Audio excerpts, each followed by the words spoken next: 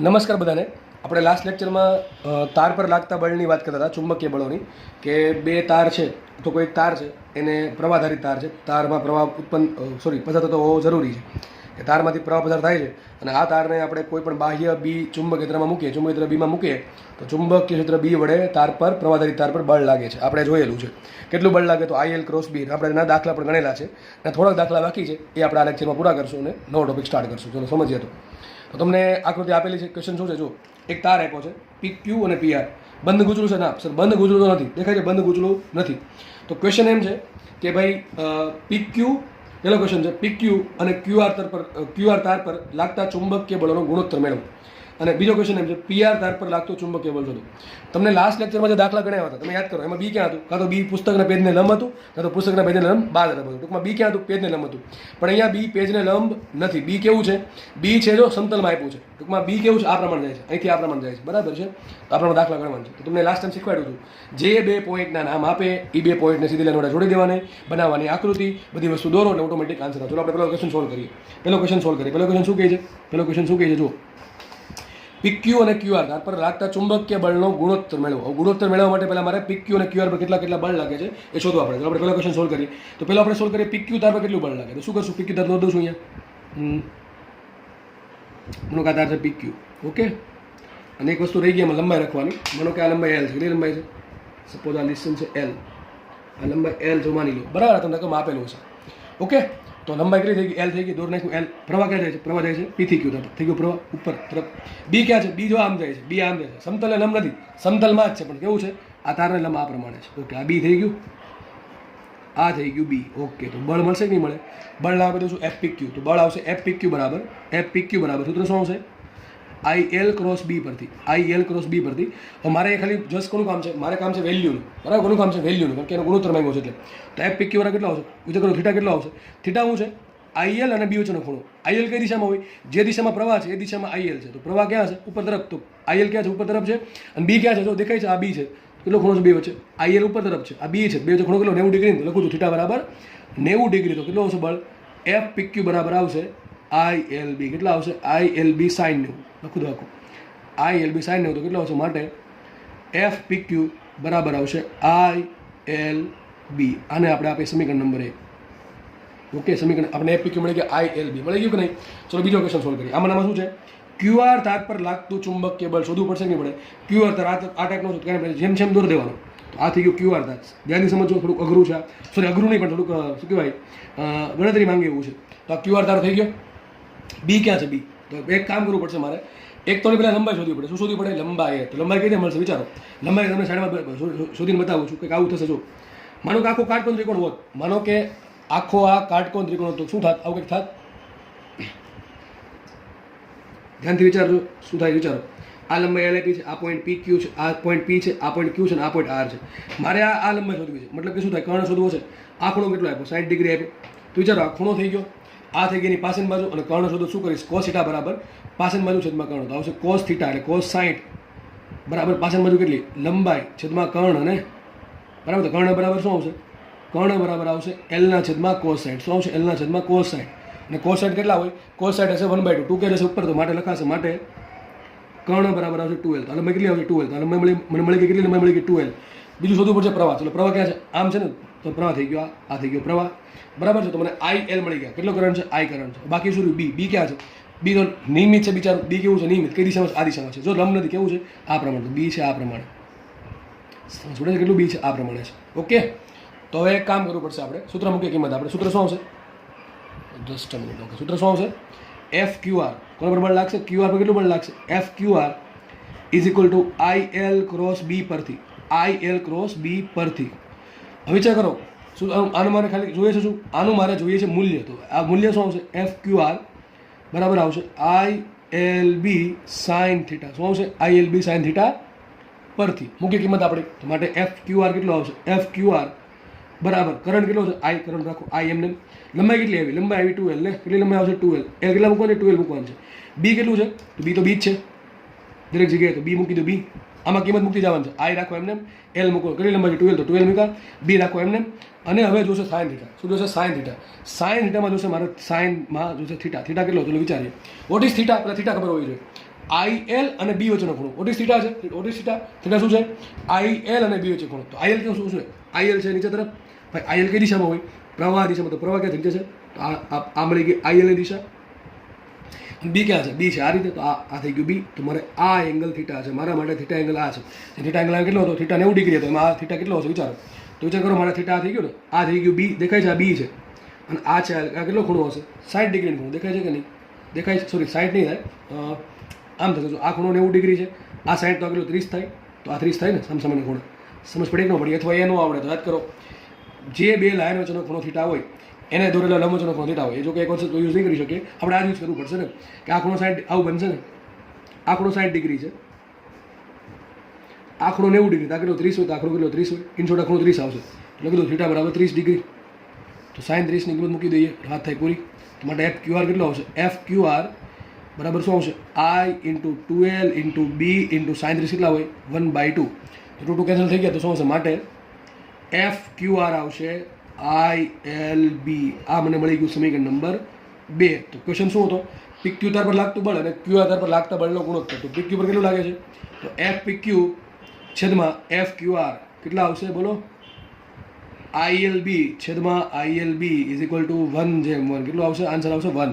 તો બંને તાર પર બળ સરખું જ લાગે. એનું કારણ છે, જો અહીંયા છે ને બળ છે ને તમારે લેવું પડશે ILB sin થીટા. શું લેવું પડે, ILB sin થીટા. આની લંબાઈ L છે પણ ખૂણો છે 90 ડિગ્રી, આની લંબાઈ 2L છે પણ ખૂણો 30 ડિગ્રી છે. એટલે બેના એકની લંબાઈ વધારે, આની લંબાઈ વધારે પણ ખૂણો નાનો છે, એટલે સાઇન નાનું થઈ ગયું, તો બળ નાનું થઈ ગયું. આની લંબાઈ ઓછી પણ સાઇનની કિંમત 90 મહત્તમ છે, એટલે બળ થઈ ગયું ILB. બે બળ કેવા છે, સરખા. બીજા ક્વેશ્ચનનો આન્સર તમારા મગજમાં આવી જ જવો જોઈએ. શું ક્વેશ્ચન છે, PR તાર પર લાગતું ચુંબકીય બળ મેળવો. તમે કાલે કીધું હતું, બરાબર છે, કાલ એટલે કે લાસ્ટ લેક્ચરમાં શું કીધું હતું, કે જે બે પોઈન્ટ વચ્ચેનું બળ માંગે એને શું કરવાનું, એક સીધી લાઈન વડે જોડી દેવાનું. તો P પોઈન્ટ અહીંયા છે, આ થઈ ગયો P પોઈન્ટ, આ પોઈન્ટ છે R પોઈન્ટ, બંને શું કરવાના, સીધી લાઈન વડે જોડી દો. તો આ થઈ ગઈ સીધી લાઈન. હવે શું કરવાનું, સેમ ટુ સેમ લખીએ દાખલો, જો કાટલામાં થઈ જશે. બીજો ક્વેશ્ચન સોલ્વ કરીએ. તો PR અહીંયા આ P પોઈન્ટ છે, આ R પોઈન્ટ છે, મારે આને બળ શોધવાનું છે. ચલો તો શું કરશું, આ બે પોઈન્ટને એક લાઈન વડે જોડી દીધા, ટૂંકમાં આ જોડી દીધા આપણે. હવે શું કરવાનું, જે દિશામાં પ્રવાહ જતો હોય એ દિશામાં જવા દેવાનું. પ્રવાહ ક્યાંથી જાય છે, P થી R જાય, R થી P જાય છે, દેખાય છે P થી R જાય છે, તો આપણે કરંટ જવા દેવાનું P થી R. તો કરંટ ગયો આ રીતે. ઓકે, B ક્યાં છે, B તો B જો આમ જ છે ને, B પણ આમ જ છે પાછું. B ક્યાં છે, આવી રીતે છે. તો તમે વિચાર કરો, થીટા કેટલો થઈ ગયો, થીટા થઈ ગયો 0 ડિગ્રી. તો B અને I સમાંતર છે, તો કેટલું બળ લાગે, 0 બળ લાગે, તે બરાબર 0 આવશે. ખબર પડે કે ન પડે, ફરતી કહું છું ભાઈ, ફરતી કહું છું. જો શું કહું છું તમને P અને R વચ્ચે બળ કીધું, તો P અને R ને એક લાઈન છોડી દીધા. હજુ વિચાર કરો, B ક્યાં છે, B તો આ દિશામાં છે, તો B થઈ ગયો આ દિશામાં. કરંટ ક્યાં જશે, આ રીતે જશે, કરંટ જશે આ રીતે, બરાબર કે નહીં, કરંટ જાય છે એ બાજુ. P થી R છે, તો P થી R કરંટ જવા દીધો, દોર્યું છે અહીંયા. તો B છે આ રીતે, કરંટ એ આ પ્રમાણે છે. તો IL ધારો લંબાઈ કેટલી આવશે, L. લંબાઈ શોધવાની જરૂર નથી, લંબાઈ શોધવાની જરૂર નથી, અહીં આરામથી મળી જાય લંબાઈ કેટલી છે, આ લંબાઈ એ કઈ જરૂર છે. ધારો કે લંબાઈ કહું છું L ડેશ, તો L ડેશ જે પણ હોય, તો ટૂંકમાં IL ડેશની દિશા ક્યાં આવશે, આ રીતે આવશે, અને B દિશા ક્યાં આવશે, આ રીતે આવશે. તો વિચાર કરો, થીટા કેટલો થાય 0, તો સૂત્ર શું આવશે, ILB IL ડેશ sin 0 થાય 0, તો કેટલું બળ લાગે, 0 લાગે. અથવા બે સદિશો સમાંતર છે, તો બે સદિશો સમાંતર સદિશોનો ક્રોસ ગુણાકાર શું આવે, 0, તો કેટલું બળ લાગશે, 0 લાગશે.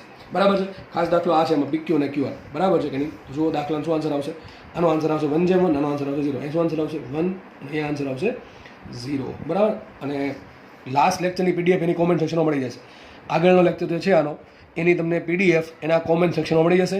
આ લેક્ચરની PDF પણ એના કોમેન્ટ સેક્શનમાં મળી જશે. કોમેન્ટ પર ક્લિક કરજો, લિંક હશે, એ લિંકમાં ક્લિક કરશો એટલે PDF ખુલશે, ડાઉનલોડ કરી લેવી. બરાબર છે. અને તમારે જસ્ટ ખાલી લેક્ચરમાં અત્યારે જસ્ટ ખાલી સમજવાનું છે, લખવાનું કોઈ નથી, જસ્ટ સમજતા છો દરેક વસ્તુ. નેક્સ્ટ દાખલો સોલ્વ કરીએ આપણે. નેક્સ્ટ દાખલાની રકમ તમારી સ્ક્રીનની સામે છે. ક્વેશ્ચન તમારે અહીંયા જો પેલા ડાયાગ્રામ સમજાવી દઉં છું. એક તાર છે વિચિત્ર આકારનું, PQ QR RS ને ST. આ પ્રમાણે PQ QR RS આ પ્રમાણે કુલ 4 તાર છે. એ 4 તાર ભેગા મળીને કયો તાર બને, PT તાર. કયો તાર બને છે, PT તાર. બરાબર છે. એમાંથી કરંટ ફ્લો થાય છે 10 એમ્પિયર, દેખાય છે 10 એમ્પિયરનો કરંટ ફ્લો થાય છે. આ લંબાઈ આપી 6 સેન્ટીમીટર, આ લંબાઈ આપી 4 સેન્ટીમીટર. બરાબર છે. અને મારે તમને બીજી લંબાઈ આપવી પડશે. માની લો કે આ લંબાઈ છે ને લઉં છું 3 સેન્ટીમીટર, અને આ પણ લઈ લો 3 સેન્ટીમીટર. બરાબર. તો આ પ્રમાણે દરેકની લંબાઈ આપી દીધી છે. અને ચુંબકીય ક્ષેત્ર જે B છે એ કેવી રીતે છે, આને લંબ નથી, આ પ્રમાણે છે, આ પ્રમાણે છે, પેજની અંદર જ તે પણ આ પ્રમાણે થાય છે. કેટલા ટેસ્લાનું, 2 ટેસ્લાનું છે. તો ક્વેશ્ચન આમાં ઘણા બધા છે. પેલો બધા ક્વેશ્ચન તો સોલ્વ નહીં કરાવું, બાકી ઘણા બધા હોમવર્કમાં છે. પહેલો ક્વેશ્ચન એમ છે, PQ તાર માટે બળ શોધો, QS તાર માટે બળ શોધો, PS તાર માટે બળ શોધો, PT તાર માટે બળ શોધો, QT તાર માટે બળ શોધો, અને ST તાર માટે બળ શોધવાનું છે. અને બીજા ક્વેશ્ચન છે QR તાર માટે બળ શોધવાનું છે, અને RS તાર માટે બળ શોધવાનું છે. ઉપરના ક્વેશ્ચનના આન્સર શું આવશે વિચારો. તમે પહેલો હું તમને એક સોલ્વ કરીને આપું છું, બરાબર? ફટાફટ. પહેલો ક્વેશ્ચન એમ છે કે PQ તાર પર લાગતું બળ શોધો. શું કરવાનું? જે 2 પોઈન્ટ કે એ 2 પોઈન્ટનો તાર દોરવાનો. તો કયા પોઈન્ટ કીધા? P ને Q એ દોરું છું. આ P પોઈન્ટ છે. એક મિનિટ, આ પેનનો યુઝ કરીએ આપણે. આ P પોઈન્ટ છે, આ પોઈન્ટ Q પોઈન્ટ છે. કેટલો કરંટ ફ્લો થયો? 10 એમ્પીયરનો કરંટ ફ્લો થાય છે. જો કે દોરવાની કંઈ જરૂર જ નથી. આ અંતર 3 સેન્ટીમીટર છે. B ક્યાં છે? B છે આ રીતે. કેટલું બળ લાગે? 0. હમણાં શીખવાડ્યું કે IL અને B વચ્ચેનો ખૂણો કેટલો? 0 છે ને. IL આ દિશામાં છે, B પણ એ દિશામાં. દેખાય છે? B તો એ દિશામાં છે. કેટલા ટેસ્લાનો? 2 ટેસ્લાનો ચુંબકીય ત્રણ નિયમિત છે. તો આ પ્રમાણે શું આન્સર આવે? 0 આવશે. અહીંયા છે 0 આવશે. પછી બીજો કયો તાર કીધો? QS તાર. QS તાર કેવી બનશે? આ પોઈન્ટ અને આ પોઈન્ટને જોડો તો તાર આમ બનશે કે નહીં બને? બનશે કે તાર એક તાર આમ બનશે, બરાબર છે? તો એમાં પણ કરંટ આ બાજુ થશે. Q થી S, તો કરંટ આમાં દોરવાનો છે. આ પ્રમાણે બનશે આકૃતિ. અહીંયા Q છે, અહીંયા S છે. આ પ્રમાણે કરંટ ગયો. શું આન્સર આવશે? 0 આન્સર આવશે. કારણ શું? પ્રવાહની દિશા આ છે, B દિશા પણ આ છે. તો IL ક્રોસ B પરથી થીટા થઈ ગયો 0, થીટા થઈ ગયો 0, સાઇન 0 0, બળ લાગે 0. તો QS માટે આન્સર 0 આવશે. ચલો PS, તો PS ને જોડો તો સેમ આન્સર 0 આવશે. PT ને જોડો તો PT આખો તાર થઈ ગયો. આખા તારમાં કરંટ આ બાજુ, B પણ આ બાજુ, આન્સર 0. QT ને જોડો એટલે તમે દાખલો ઘરેથી સોલ્વ કરાવો આટલું. QT ને જોડો તો QT કેટલું જોડશું? આટલું. આ QT થઈ ગયું, બરાબર? આ થઈ ગયું QT. તો કરંટ જશે Q થી T, બરાબર?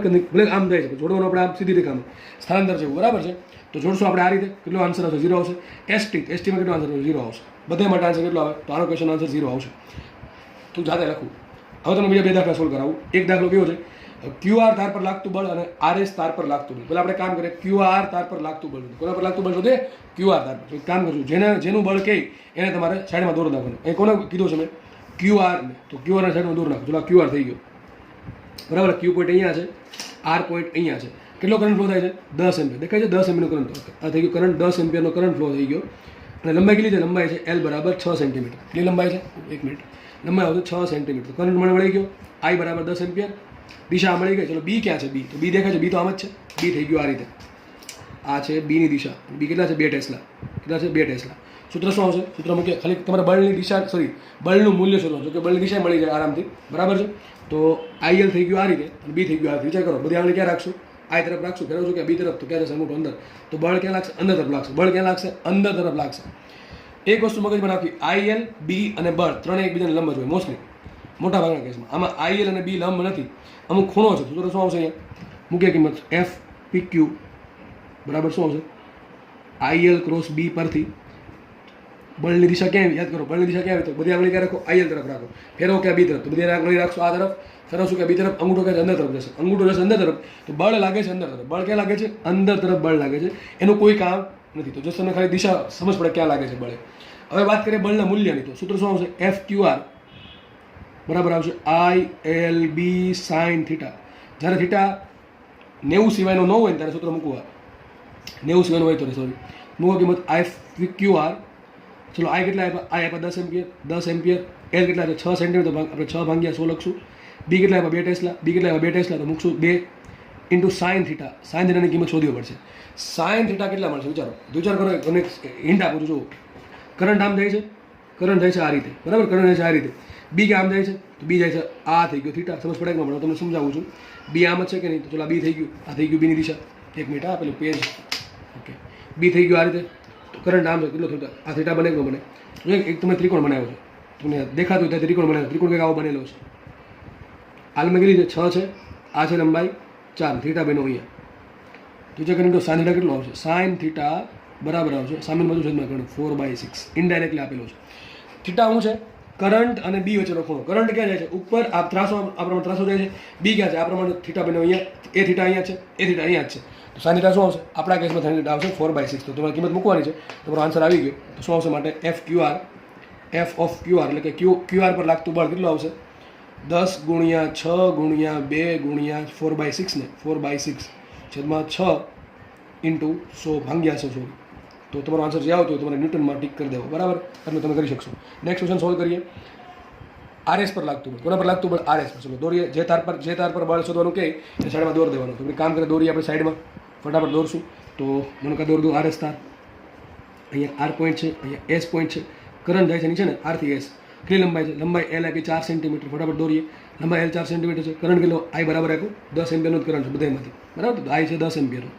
બી ક્યાં લાગે છે? બી લાગે છે આ પ્રમાણે લંબ, આ પ્રમાણે બી છે લંબ, તો બી બરાબર 2 ટેસ્લા છે, બી બરાબર છે 2 ટેસ્લા, આ પ્રમાણે બળ લાગે, સોરી બી છે 2 ટેસ્લા. ઓકે, કેટલો ખૂણો બને વિચાર કરીને કહો. આઈએલ ક્યાં છે? આઈએલ નીચે છે, આઈએલ થઈ ગયું નીચે, બી થઈ ગયો કેટલો ખૂણો? થીટા બરાબર 90 ડિગ્રી. કેટલો બનશે ખૂણો? થીટા બરાબર 90 ડિગ્રી. એફ બરાબર શું આવશે? એફ ઓફ આર એસ બરાબર શું આવશે? આઈએલ બી સાઇન થીટા. ડાયરેક્ટ વેલ્યુ જ મૂકું છું, આઈએલ બી સાઇન થીટા. મૂકે કિંમત આપણે આઈએલ બી સાઇન થીટા. તો આઈ કેટલા? 10, લંબાઈ કેટલી? 4 સેન્ટીમીટર, 4 ભાગ્યા 100 ને ઓકે. બી કેટલા છે? બી છે 2 અને સાઇન થીટામાં થીટા કેટલા છે? 90. તો કેટલા આવશે? 1 આવશે ને. થીટા બરાબર 90 ડિગ્રી. બી આમ છે, આઈએલ નીચે છે, કેટલો થીટા આવશે? થીટા બરાબર 90 ડિગ્રી. થીટા બરાબર 90 મૂકો, સાઇન કેટલા થાય? 1 થાય. તો તમારો જે આન્સર આવતો એ ન્યૂટનમાં ટીક કરવો, બરાબર કે નહીં? તો આ તમારા બળના આન્સર મળી ગયા. તો તમને લાસ્ટ લેક્ચર અને આ લેક્ચર પરથી તમને આ દાખલા બધા ઇઝી લાગતા હશે. 100 વાતની એક વાત, જે 2 પોઈન્ટ વચ્ચે બળ કે એ 2 પોઈન્ટને સીધી લાઈન વડે જોડી દેવાના, પછી આ પ્રમાણે ડાયાગ્રામ બનાવવાનો અને આઈએલ બી ક્રોસ ઠપકારવાનું. બળની દિશા મળી જશે અને તમને મૂલ્ય પણ મળી જશે. આમાં બળની દિશા ક્યાં હશે વિચારો? બધી આંગળી ક્યાં રાખશું? આઈએલ તરફ. આઈએલ આમ છે, આઈએલ આમ છે ને, આ આઈએલ છે, બી આમ છે, તો બધી આંગળી રાખશું આઈએલ તરફ, ફેરવશું ક્યાં? બી તરફ ને. આઈએલ આમ છે, બી આમ છે, બરાબર? ખબર ન પડે આ પેન લઈ લો, આ રેડ પેન છે આઈએલ છે ને આપણે કામ કરીએ. આ પેન છે એ આઈએલ છે ને બી આમ છે ને, આ પ્રમાણે આકૃતિ છે, દેખાય છે કે નહીં? તો બધી આંગળી ક્યાં રાખો? આ પેન તરફ ફેરવશું ક્યાં? બી તરફ. અંગૂઠો ક્યાં આવશે? બા તરફ. ટૂંકમાં આ તાર પર બળ ક્યાં લાગે? આ તાર પર બળ લાગે છે બા તરફ. ક્યાં બળ લાગશે? બા તરફ બળ લાગશે. એ લખી નાખું છું આ પ્રમાણે. આ તાર પર 12 બળ લાગતું હશે. ઓકે, દાખલો થઈ ગયો સોલ્વ. આપણે આગળ વધીએ. નેક્સ્ટ ક્વેશ્ચન તમને તમારી સ્ક્રીન પર દેખાતો હશે અને હું એવું ઈચ્છું છું કે હવે કે તમે દાખલો જાતે ટ્રાય કરો, બરાબર છે? પહેલાં તમે જાતે ટ્રાય કરો અને પછી લેક્ચર જુઓ, બરાબર છે? તો વધારે મજા આવશે. ક્વેશ્ચન સોલ્વ કરીએ. પહેલો ક્વેશ્ચન આ છે, એફ એડી શોધો. ટૂંકમાં એ અને ડી વચ્ચે લાગતું, એટલે ટૂંકમાં એડી તાર પર લાગતું બળ શોધો, અથવા તમે એમ પણ કહી શકો તંત્ર પર લાગતું બળ શોધો. એટલે તાર કયો છે? એ થી બી, બી થી સી, સી થી ડી. આમ ગણો તો તારા એક જ છે, કયો? એડી તાર છે. તો એડી તાર પર લાગતું બળ શોધો એમ પણ કહી શકે, અથવા એમ કહી શકે તંત્ર પર લાગતું ચુંબકીય બળ શોધો, અથવા એમ કહી શકે કે સિમ્પલ આજે કીધું છે એ પ્રમાણે એફ એડી શોધો. તો શું કરવાનું વિચાર કરો. તમને ખબર છે શું કરવાનું છે? શું કરવાનું છે? જે 2 પોઈન્ટ વચ્ચે બળ કે એ 2 પોઈન્ટને એક લાઈન વડે જોડી દેવાનું. હું જોડી દઉં છું લાઈન. તો એ ડીને જોડી દઈશું આપણે. તો એ પોઈન્ટ અહીંયા નીચે છે, ડી પોઈન્ટ ઉપર છે, તો આ બની ગયો તમારો નવો તાર. આ તાર થઈ ગયો એડી તાર ને. એડી તાર પર લાગતું બળ શોધી આપણે. ચલો શું કરશું બોલો? આ તારના સાઈડમાં દોર નાખું છું, અહીંયા દોર નાખું છું, નાનકડો દોર છું, થોડુંક મોટું નહીં દોરીએ. તો આ થઈ ગયો તમારો એડી તાર. ઓકે, આના પર બળ શોધવાનું છે. બી ક્યાં પૂછે? દેખાય છે બી? બી ક્યાં છે? જો બી છે 5 ટેસ્લાનું, ક્યાં છે? જો 12 તરફ. ક્યાં છે? 12 તરફ છે. તો અહીંયા થઈ ગયું કરંટ. કરંટ ગતિ ક્યાં જાય છે? એ થી ડી છે, ડી થી એ જાય. તો એ થી બી ગયો 10 એમ્પિયર, બી થી સી 10 એમ્પિયર ને સી થી ડી 10 એમ્પિયર. દેટ મીન્સ કે એ થી ડી કેટલો થશે? 10 એમ્પિયર. થઈ ગયું કરંટ 10 એમ્પિયરનું. મારે શોધવી પડશે એ બી તારની લંબાઈ, સોરી એડી તારની લંબાઈ. કેની લંબાઈ? એ ડી તારની લંબાઈ શોધવી પડશે. આરામથી મળશે મને. વિચાર કરો કઈ રીતે મળશે. જો આ લંબાઈ 4 સેન્ટીમીટર આપી. બી સી તારની કુલ લંબાઈ કેટલી છે? બી સી તારની કુલ લંબાઈ છે 6 સેન્ટીમીટર અને આ લંબાઈ છે 4 સેન્ટીમીટર. સિમેટ્રિસિટી દેખાય છે. આ 4 સેન્ટીમીટર, નીચે પર 4 સેન્ટીમીટર અને આ 6 સેન્ટીમીટર. વિચાર કરો આ પોઈન્ટ ક્યાં હોય? આ પોઈન્ટ છે મધ્યકા પર. તો આ લંબાઈ કેટલી છે? 3 સેન્ટીમીટર. આ લંબાઈ કેટલી છે? 3 સેન્ટીમીટર. વિચારો આ 3 સેન્ટીમીટર, આ 4 સેન્ટીમીટર, આગળ થાય 5 સેન્ટીમીટર. તો આ લંબાઈ છે 5 સેન્ટીમીટર. એ જ રીતે આ 3 સેન્ટીમીટર, આ 4 સેન્ટીમીટર, આગળ છે 5 સેન્ટીમીટર. આ 5 અને આ 5 કેટલું થાય? તો એલ બરાબર છે 10 સેન્ટીમીટર. લંબાઈ છે 10 સેન્ટીમીટર. મળી ગઈ કે ના મળી ગઈ? મને કરંટ મળી ગયો, મને લંબાઈ મળી ગઈ. આ પોઈન્ટ છે એ, આ પોઈન્ટ છે ડી. તો આરામથી બળ મળે કે ના મળે? ચલો બળ મળી જશે.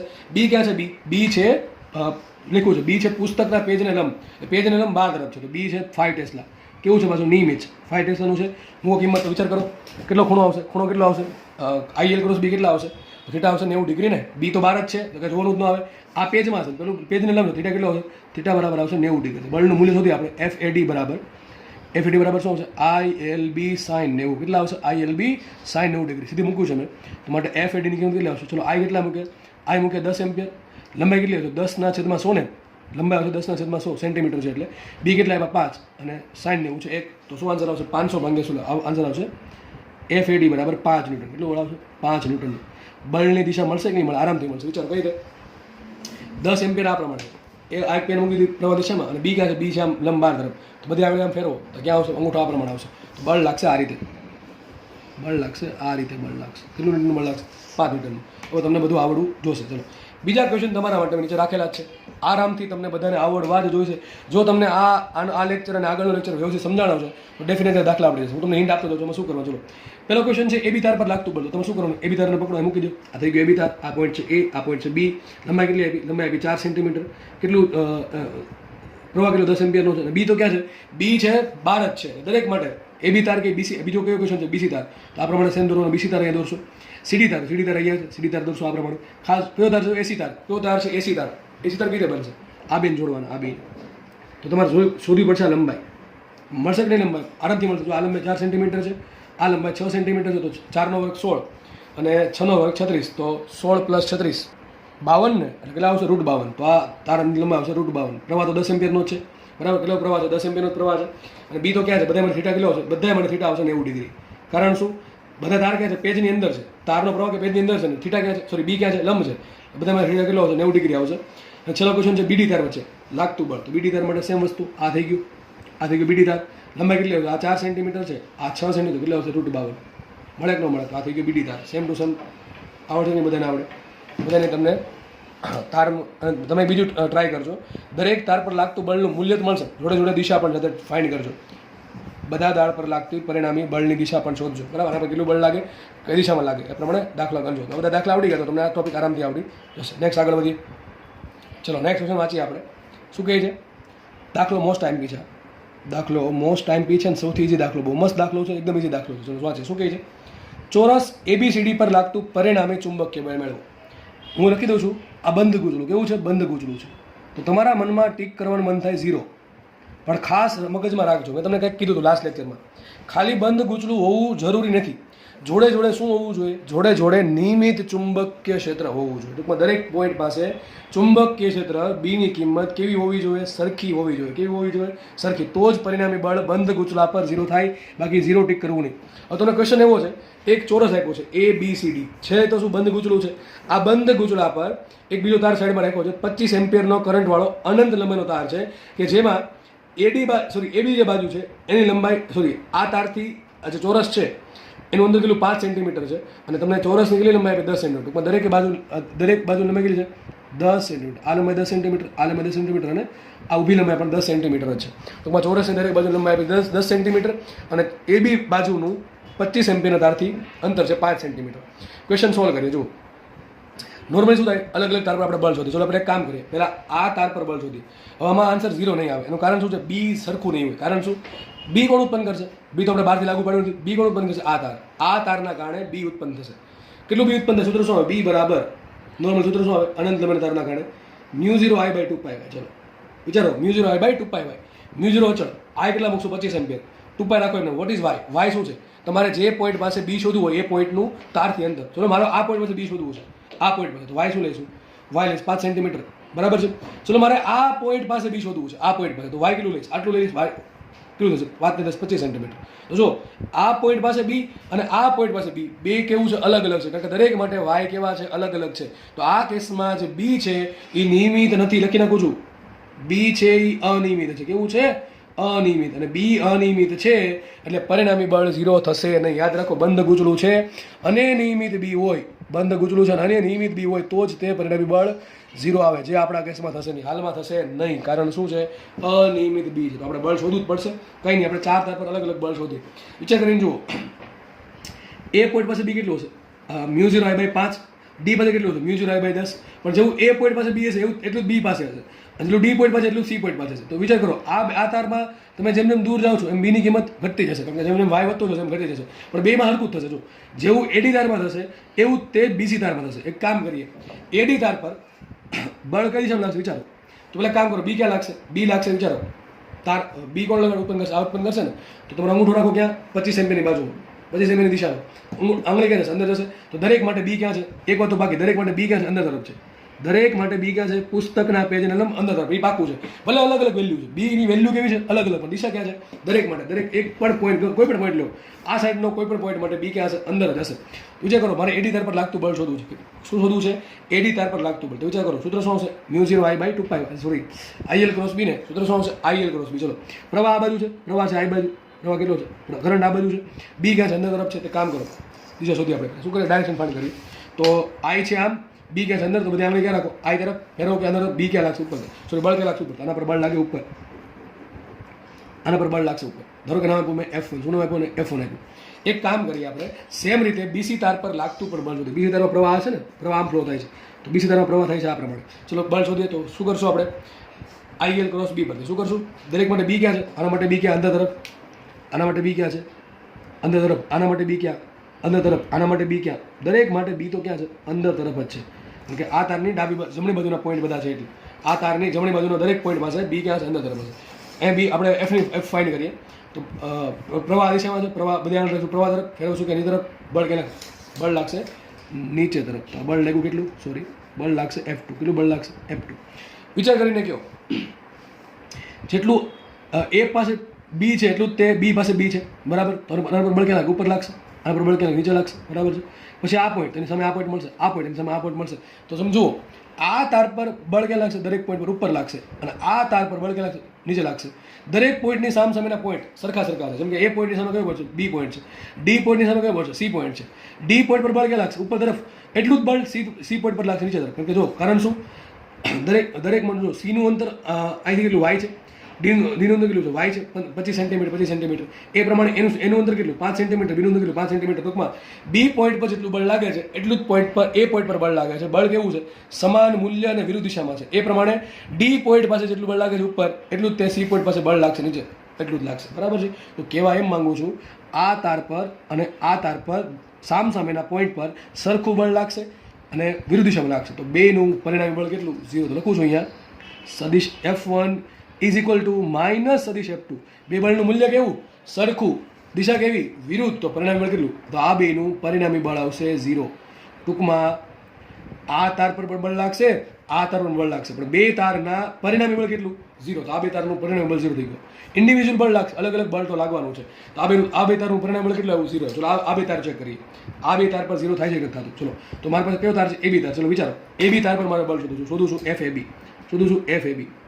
સૂત્ર શું આવશે? μ0I/2πy. મુખ્ય કિંમત sorry FAB IL cross B આવશે. IL ક્રોસ B મુખ્ય કિંમત આપણે B1 કેવું પડશે. એક કામ કરો, કેટલું ચુંબકીય દ્રવ્ય B1 કેટલું છે? B1 છે B1 પણ છે કે અંદર તરફ છે? ઓકે, ચલો કાંઈ શોધીએ આપણે. તો મુખ્ય કિંમત તો IL ક્રોસ B. ચલો B ક્યાં છે? અંદર છે. પ્રવાહ ઉપર છે. B અંદર છે. પ્રવાહ બધો પેજની અંદર છે. B અંદર છે. એટલે કેટલો ખૂણો બને? 90 ડિગ્રી. થીટા બરાબર આવશે. થીટા બરાબર દરેક માટે આવશે 90 ડિગ્રી. થીટા બરાબર આવી ગયા 90 ડિગ્રી. મુખ્ય કિંમત તો IL ક્રોસ B મૂકો કિંમત. IL B1 ને કેટલા આવશે? IL B1 sin 90, બરાબર? કેટલા આવશે?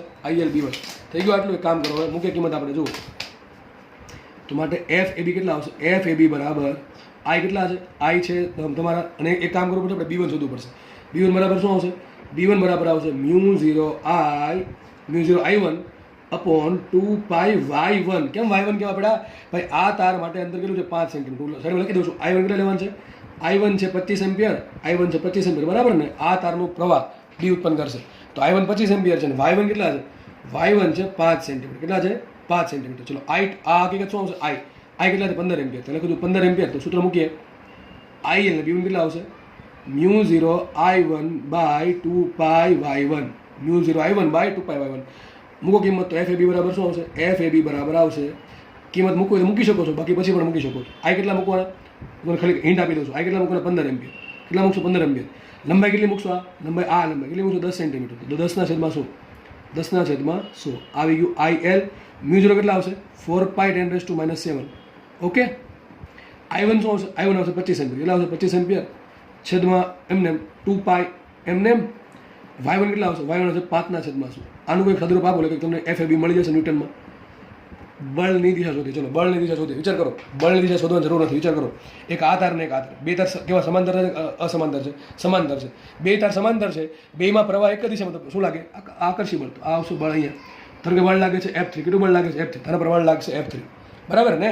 દરેક પોઈન્ટ પર આ બધું બળ લાગતું હશે F3. ફટાફટ આપણે FDC શોધ્યું. શું શોધ્યું આપણે? FDC. તો ફટાફટ શોધી નાખીએ FDC. શું શું આવે? FDC બરાબર IL cross B2. IL cross B2. કારણ શું? આ દરેક પોઈન્ટ પાસે ચુંબકીય દ્રવ્ય B1 છે, પણ આ દરેક પોઈન્ટ પાસે ચુંબકીય દ્રવ્ય B નહીં હોય, અલગ હશે. કારણ શું? અંતર વધી ગયું ને. μ0I1/2πy. y વધી ગયો. કેટલો y થઈ ગયો? આના માટે y કેટલો થઈ ગયો? 25. એટલે B અલગ આવશે. તો અહીંયા આવશે B2. પણ B2 હશે કે અંદર તરફ? ક્યાં હશે B2? અંદર તરફ હશે. આ બે તારમાં શું આપણે સવલત મળી? આમાં બેનિફિટ એ થયો કે આ તાર પર જે બળ લાગે છે એ જ બળ આ તાર પર લાગે છે, સરખા મૂલ્યનું અને પરસ્પર વિરુદ્ધ દિશામાં. એટલે પરિણામી બળ 0 થયું. અહીંયા જોઈશે. અહીંયા શું થાય છે? અહીંયા જોઈએ આપણે. FDC સૂત્ર શું આવશે? માટે FDC બરાબર આવશે. થીટા તો 90 ડિગ્રી છે. થીટા કેટલો છે? 90 ડિગ્રી છે. શું આવશે? IL B2. બરાબર ને, મૂકો કિંમત. તો એફ ડીસી બરાબર આઈએલ કેટલા આવશે? આઈએલ રાખો એમને. બી2 શું આવશે? બી2 બરાબર આવશે, બી2 કોણ ઉત્પન્ન કરશે? આ તાર ઉત્પન્ન કરશે. સૂત્ર શું આવશે? મ્યુ 0 I1 છેદમાં 2π/y2. મ્યુ 0 I1 છેદમાં 2π/y2. આના માટે y2 કેટલા છે? y2 આટલા છે. આ તારનું કેટલું અંતર છે? દરેક પોઈન્ટનું અંતર શોધો. કેટલું છે? 10 + 5 25 sorry 15 centimetre, not 25 centimetre. 10 + 5 15 centimetre મૂકું છું અહીંયા. y2 આવશે 15 સેન્ટીમીટર અને I1 કેટલા આવશે? I1 આવશે 25 એમ્પિયર. બરાબર કે નહીં? I1 આવશે 25 એમ્પિયર. બધી કિંમત મૂકો તો શું છે અહીંયા? મ્યુ 0 I1 છેદમાં 2π/y2. I1 I કેટલા? બધી કિંમત મૂકો ફરીથી તમે.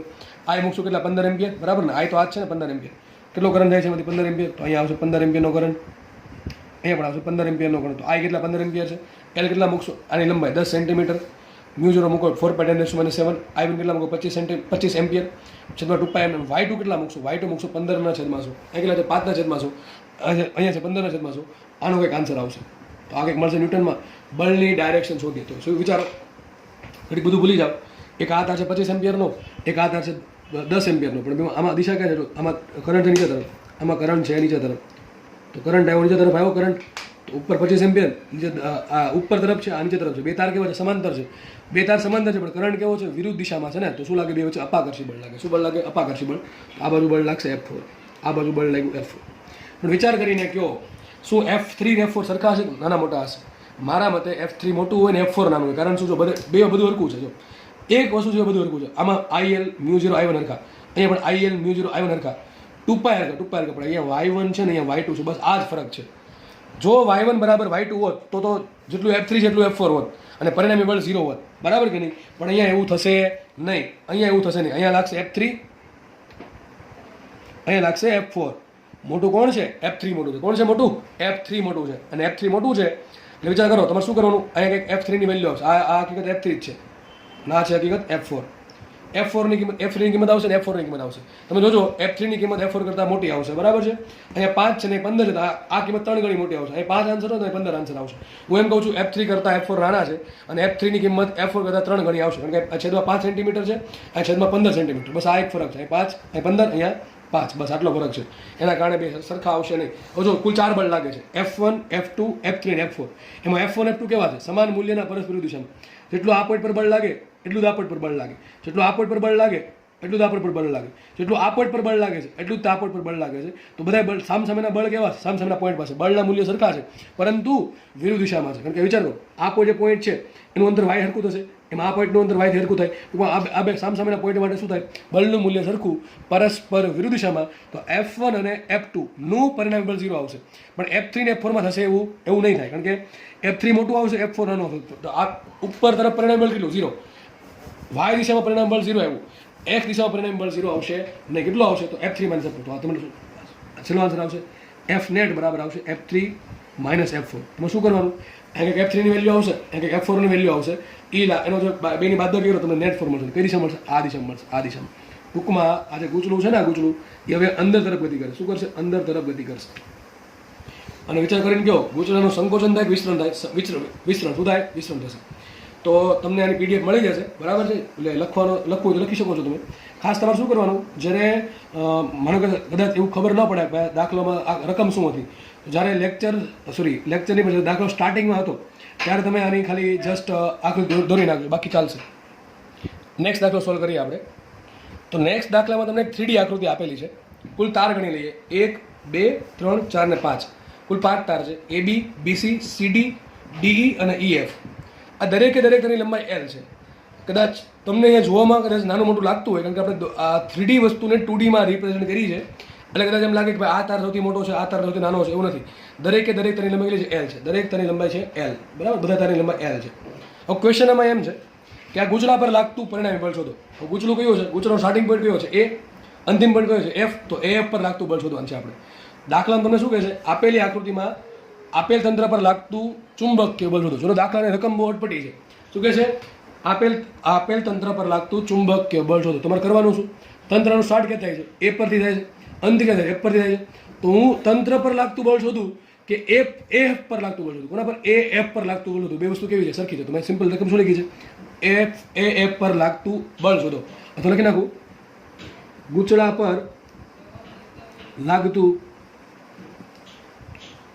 ચુંબકીય બળ શોધો. તો તમારે કરવાનું શું? પહેલો પોઈન્ટ ને છેલ્લો પોઈન્ટને જોડી દેવાનો. આખા તાર પર બળ શોધું અથવા શું કરી નાખું, આ આકૃતિની સમકક્ષ આકૃતિ દોરી નાખું બાજુમાં. તો આ એક્સ આ વાય એક્સ છે, આ ઝેડ એક્સ છે, બરાબર છે ને? તો ત્રણેય એક્સિસ આપેલી છે તમને. શું કરવાનું છે? તંત્ર પર લાગતું બળ શોધવાનું છે. તો એક કામ કરીએ આપણે, આખા તંત્રની ઇક્વિવેલન્ટ આકૃતિ શું આવે? ઇક્વિવેલન્ટ આકૃતિ કોને કહેવાય? પહેલા પોઈન્ટ અને છેલ્લા પોઈન્ટને જોડી દો. તો આમ જોડીએ, વિચાર કરો અહીં જોડી દઉં છું તો કંઈક આવું દેખાશે કે નહીં દેખાય? એટલે તાર દેખાશે નહીં દેખાય? એ તાર અમે બાજુમાં દોર્યો છે, બરાબર? દેખાય છે ને બાજુમાં દોર્યો છે. આ તારની લંબાઈ કેટલી આવશે? આ તારની લંબાઈ જેટલી એલ. તો લંબાઈ કેટલી થઈ ગઈ? એલ થઈ ગઈ. કરંટ ક્યાં આવે છે? એ થી એફ જાય ને, તો કરંટ આવી ગયો અહીંયા એ થી એફ. તો કરંટ આવશે આઈ. લંબાઈ આવશે કેટલી? એલ. વિચાર કરો કરંટની દિશા કઈ છે? વિચાર કરો કરંટ કઈ દિશામાં જાય છે? એ થી એફમાં. એ થી એટલે કઈ ઝેડ ડાયરેક્શન થઈ ને? કઈ દિશા છે? ઝેડ ને. કારણ કે આપણે તમારા આન્સર તમને જ્યારે યાદ રાખો, તમને જ્યારે યામાર્ક સુધી આપે એક્સ વાય ઝેડ, તો તમારો આન્સર હંમેશા આઈ કેરેટ, જે કેરેટ ને કે કેરેટ સ્વરૂપે હોવો જોઈએ. તો તમને અહીંયા એ થી એફ દિશામાં કરંટ છે. તો એ થી એફ કઈ દિશા છે? ઝેડ. દેખાય છે કે નહીં? આ સીડી તાર અને એ એફ તાર બે ક્યાં છે? ઝેડ અક્ષ સમાંતર છે. આ ડીઈ તાર અને સીડી તાર, સોરી સીબી તાર ક્યાં છે? વાય અક્ષ સમાંતર. એબી તાર અને ઈ એફ તાર છે એક્સ અક્ષ સમાંતર છે. તો આપણો કેસ કેવો છે? એ થી એફ. એ થી એફમાં પ્રવાહ ક્યાં છે? એ થી એફમાં પ્રવાહ છે એ થી એફ. એટલે કઈ દિશામાં છે? ઝેડ દિશામાં. તો કરંટ ક્યાં આવશે? કરંટ આવશે આઈ કેરેટમાં. ક્યાં આવશે કરંટ? સોરી કે કેરેટમાં. ક્યાં આવશે કરંટ? કે કેરેટમાં. તો આઈએલ દિશા લખ્યું છે અહીંયા. આઈએલ નું મૂલ્ય કેટલું? આઈએલ દિશા કઈ? કે કેરેટ. અને તમને રકમમાં આવું કીધું છે કે નિયમિત ચુંબકીય ક્ષેત્ર બી નું કિંમત છે બી જે કેરેટ ટેસ્લા. કેટલી છે? બી ની કિંમત છે બી, પણ બી લાગુ કઈ પડે? ઉપર તરફ. ટૂંકમાં બી ક્યાં લાગુ પડે છે? બી એમ ઉપર તરફ છે. બી કઈ દિશામાં છે? વાય દિશામાં છે. ટૂંકમાં વિચારો ને, આમ લાઈન જાય છે બધી બીની કઈ દિશામાં? વાય દિશામાં. તો સદિશ બી કેટલું છે? સદિશ બી આપ્યું બી જે કેરેટ, બરાબર? આટલું છે. તો ક્વેશ્ચન શું છે? કે એ પર લાગતું બળ શોધો. તો સૂત્ર શું છે? Simple I L cross B. સૂત્ર કયું છે? I L cross B. દાખલો જો અટપટો હતો પણ આપણે એકદમ સિમ્પલ બનાવી નાખ્યો. દાખલો અટપટો હતો જેને આપણે એકદમ સિમ્પલ બનાવી નાખ્યો. બાકી તમારે શું કરવું પડે? દરેકે દરેક તાર પર લાગતું બળ શોધવું પડે. 1 2 3 4 5 પાંચે પાંચ તાર પર લાગતું બળ શોધવું પડે અને એ પાંચે પાંચનું પરિણામી બળ શોધવું પડે. એના કરતાં આપણે શું કર્યું? એને બહુ સિમ્પલ બનાવી નાખ્યું. એફ ને જોડી દીધા તો આખી આકૃતિ આ આવી ગઈ, બરાબર છે? તમે આ પ્રમાણે એફ પર લાગતું બળ શોધો કે આ પ્રમાણે શોધો, એનો આન્સર કેવો આવે? સરખો આવે. દાખલો છે અઘરો, દાખલો હતો અઘરો, પણ આપણે એને એકદમ ઇઝી બનાવી નાખ્યો છે. તો બળ શોધીએ એફ બરાબર આઈએલ ક્રોસ બી. મૂકીએ કિંમત આઈએલ શું આવશે? સદિશ આઈએલ કિંમત આવશે આઈએલ અને દિશા કઈ છે? ટૂંકમાં આ કિંમત મૂકી આઈએલ કે કેરેટ ક્રોસ રેખા એમને. સદિશ બીની કિંમત શું મૂકી? બી જે કેરેટ મૂકે બી જે કેરેટ. એમાં આઈએલ અને બી મૂલ્ય લઈ લીધા બાર, તો આવશે આઈએલ બી. અને બીજું શું? અહીંયા કે ક્રોસ છે. શું કીધું? કે ક્રોસ છે. હવે કે ક્રોસ જેનો શું આવે? માઇનસ આઈ. તમને ખબર છે આઈ જે કે આઈ જે લખી નાખવાનું. કે જે ક્રોસ કે થાય આઈ, જે ક્રોસ કે થાય આઈ, તો કે ક્રોસ જે થાય માઇનસ આઈ. તો શું આવશે? આઈએલ બી. આ બળનું મૂલ્ય મળી ગયું અને માઇનસ આઈ કેરેટ મળી ગઈ દિશા. તો આન્સર શું આવશે? એમાં તમારે ટીક કેવું કરવું પડે? 4 ઓપ્શનમાંથી એવો આન્સર ટીક કરવાનો કે જેમાં આવું લખ્યું હોય કે બળ કેટલું છે? બળનું મૂલ્ય છે આઈએલ બી અને બળ ક્યાં લાગશે? ઋણ ઝેડ દિશામાં. ટૂંકમાં વિચાર કરો, આ ગુચડું છે ક્યાં જશે? ઋણ ઝેડ. ટૂંકમાં આમ બળ લાગતું છે. ટૂંકમાં તાર બળ ક્યાં લાગતું છે? આ બાજુ, આ બાજુ આમ બળ લાગતું છે. આ રીતે આ નેટ પાંચે પાંચ તાર છે, એ પાંચે પાંચ તારનું પરિણામ બળ કેટલું હશે? આઈએલ બી હશે. કઈ દિશામાં હશે? ઋણ એક્સ અક્ષ. કઈ હશે? ઋણ એક્સ અક્ષ.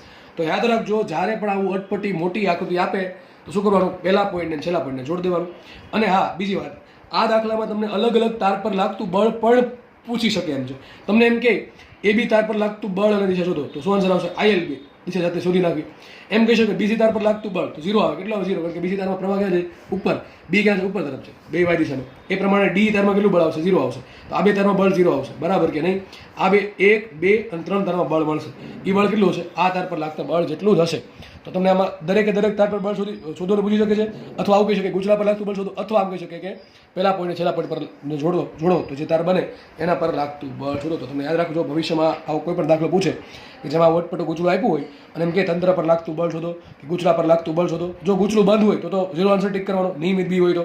પણ એ ગુચલું બંધ નથી, ગુચલું બંધ નથી. આપણે બંધ કરવાનો પ્રયત્ન કર્યો તો કે કોન્સેપ્ટ તો એ જ આવ્યો છે. ટૂંકમાં બળ ગુચલું ન હોય, શું કરવાનું? પહેલા પોઈન્ટ છેલ્લા પોઈન્ટ જોડે દેવાનું અને એના પર લાગતું બળ શોધવાનું. તો એ શું મળશે? ગુચલા પર લાગતું બળ જ મળશે, બરાબર? તો અથવા તમને જે તાર કીધું હોય એના પર લાગતું બળ શોધવાનું કીધું હોય, એને તમે સ્પેશિયલ કીધું કે સીડી તાર પર લાગતું બળ શોધો, તો સ્પેશિયલી સીડી તાર પર લાગતું બળ જ શોધવાનું, બરાબર? તો દાખલો થાય છે પૂરો. ઓકે, આપણે આગળ વધીએ. આગળ આપણે હવે નવો ટોપિક સ્ટાર્ટ કરશું, જે આપણા ચેપ્ટરનો આમ તો છેલ્લો ટોપિક રહેશે કે કોઈ ગૂંચળું છે, એ ગૂંચળામાંથી પ્રવાહ પસાર થાય છે અને આ ગૂંચળાને બહારથી કોઈ બાહ્ય ચુંબકીય ક્ષેત્ર બીમાં મૂકવામાં આવે છે. ગૂંચળું છે, ગૂંચળા પાસે પોતાનો એરિયા છે, ગૂંચળા પાસે પોતાના આંટા છે અને આ ગૂંચળામાંથી પ્રવાહ પસાર થાય છે. અને આ ગૂંચળાવાળા જે પ્રવાહધારિત ગૂંચળું છે આપણે એને બાહ્ય ચુંબકીય ક્ષેત્ર બીમાં મૂકવામાં આવીએ તો એક ગૂંચળા પર લાગશે ટોર્ક. અને ટોર્ક કેટલું લાગશે એ જે તમે બોર્ડમાં ભણ્યા છો થિયરી, એ થિયરી છે અહીંયા. તો ક્વેશ્ચન એમ છે કે નિયમિત ચુંબકીય ક્ષેત્રમાં ગોઠવેલા પ્રવાહધારિત ગૂંચળા પર લાગતું ટોર્ક. તો તમે જોઈ શકો છો બે ચુંબકો છે એન ને એસ. એન ને એસનો યુઝ કરીને આપણે કાયમી ચુંબકીય ક્ષેત્ર પ્રોવાઈડ કરી શકીએ છીએ. અને તને ખબર છે કે ભાઈ એન અને ધ્રુવ એન અને એસમાંથી એનથી એસ તરફ ચુંબકીય ક્ષેત્ર રેખાઓ પસાર થશે. હવે આ જે બી હતું, બી કોના દ્વારા ઉત્પન્ન થયું? બે ચુંબકો વડે, બે ચુંબકનો એન ધ્રુવ અને એસ ધ્રુવ વડે.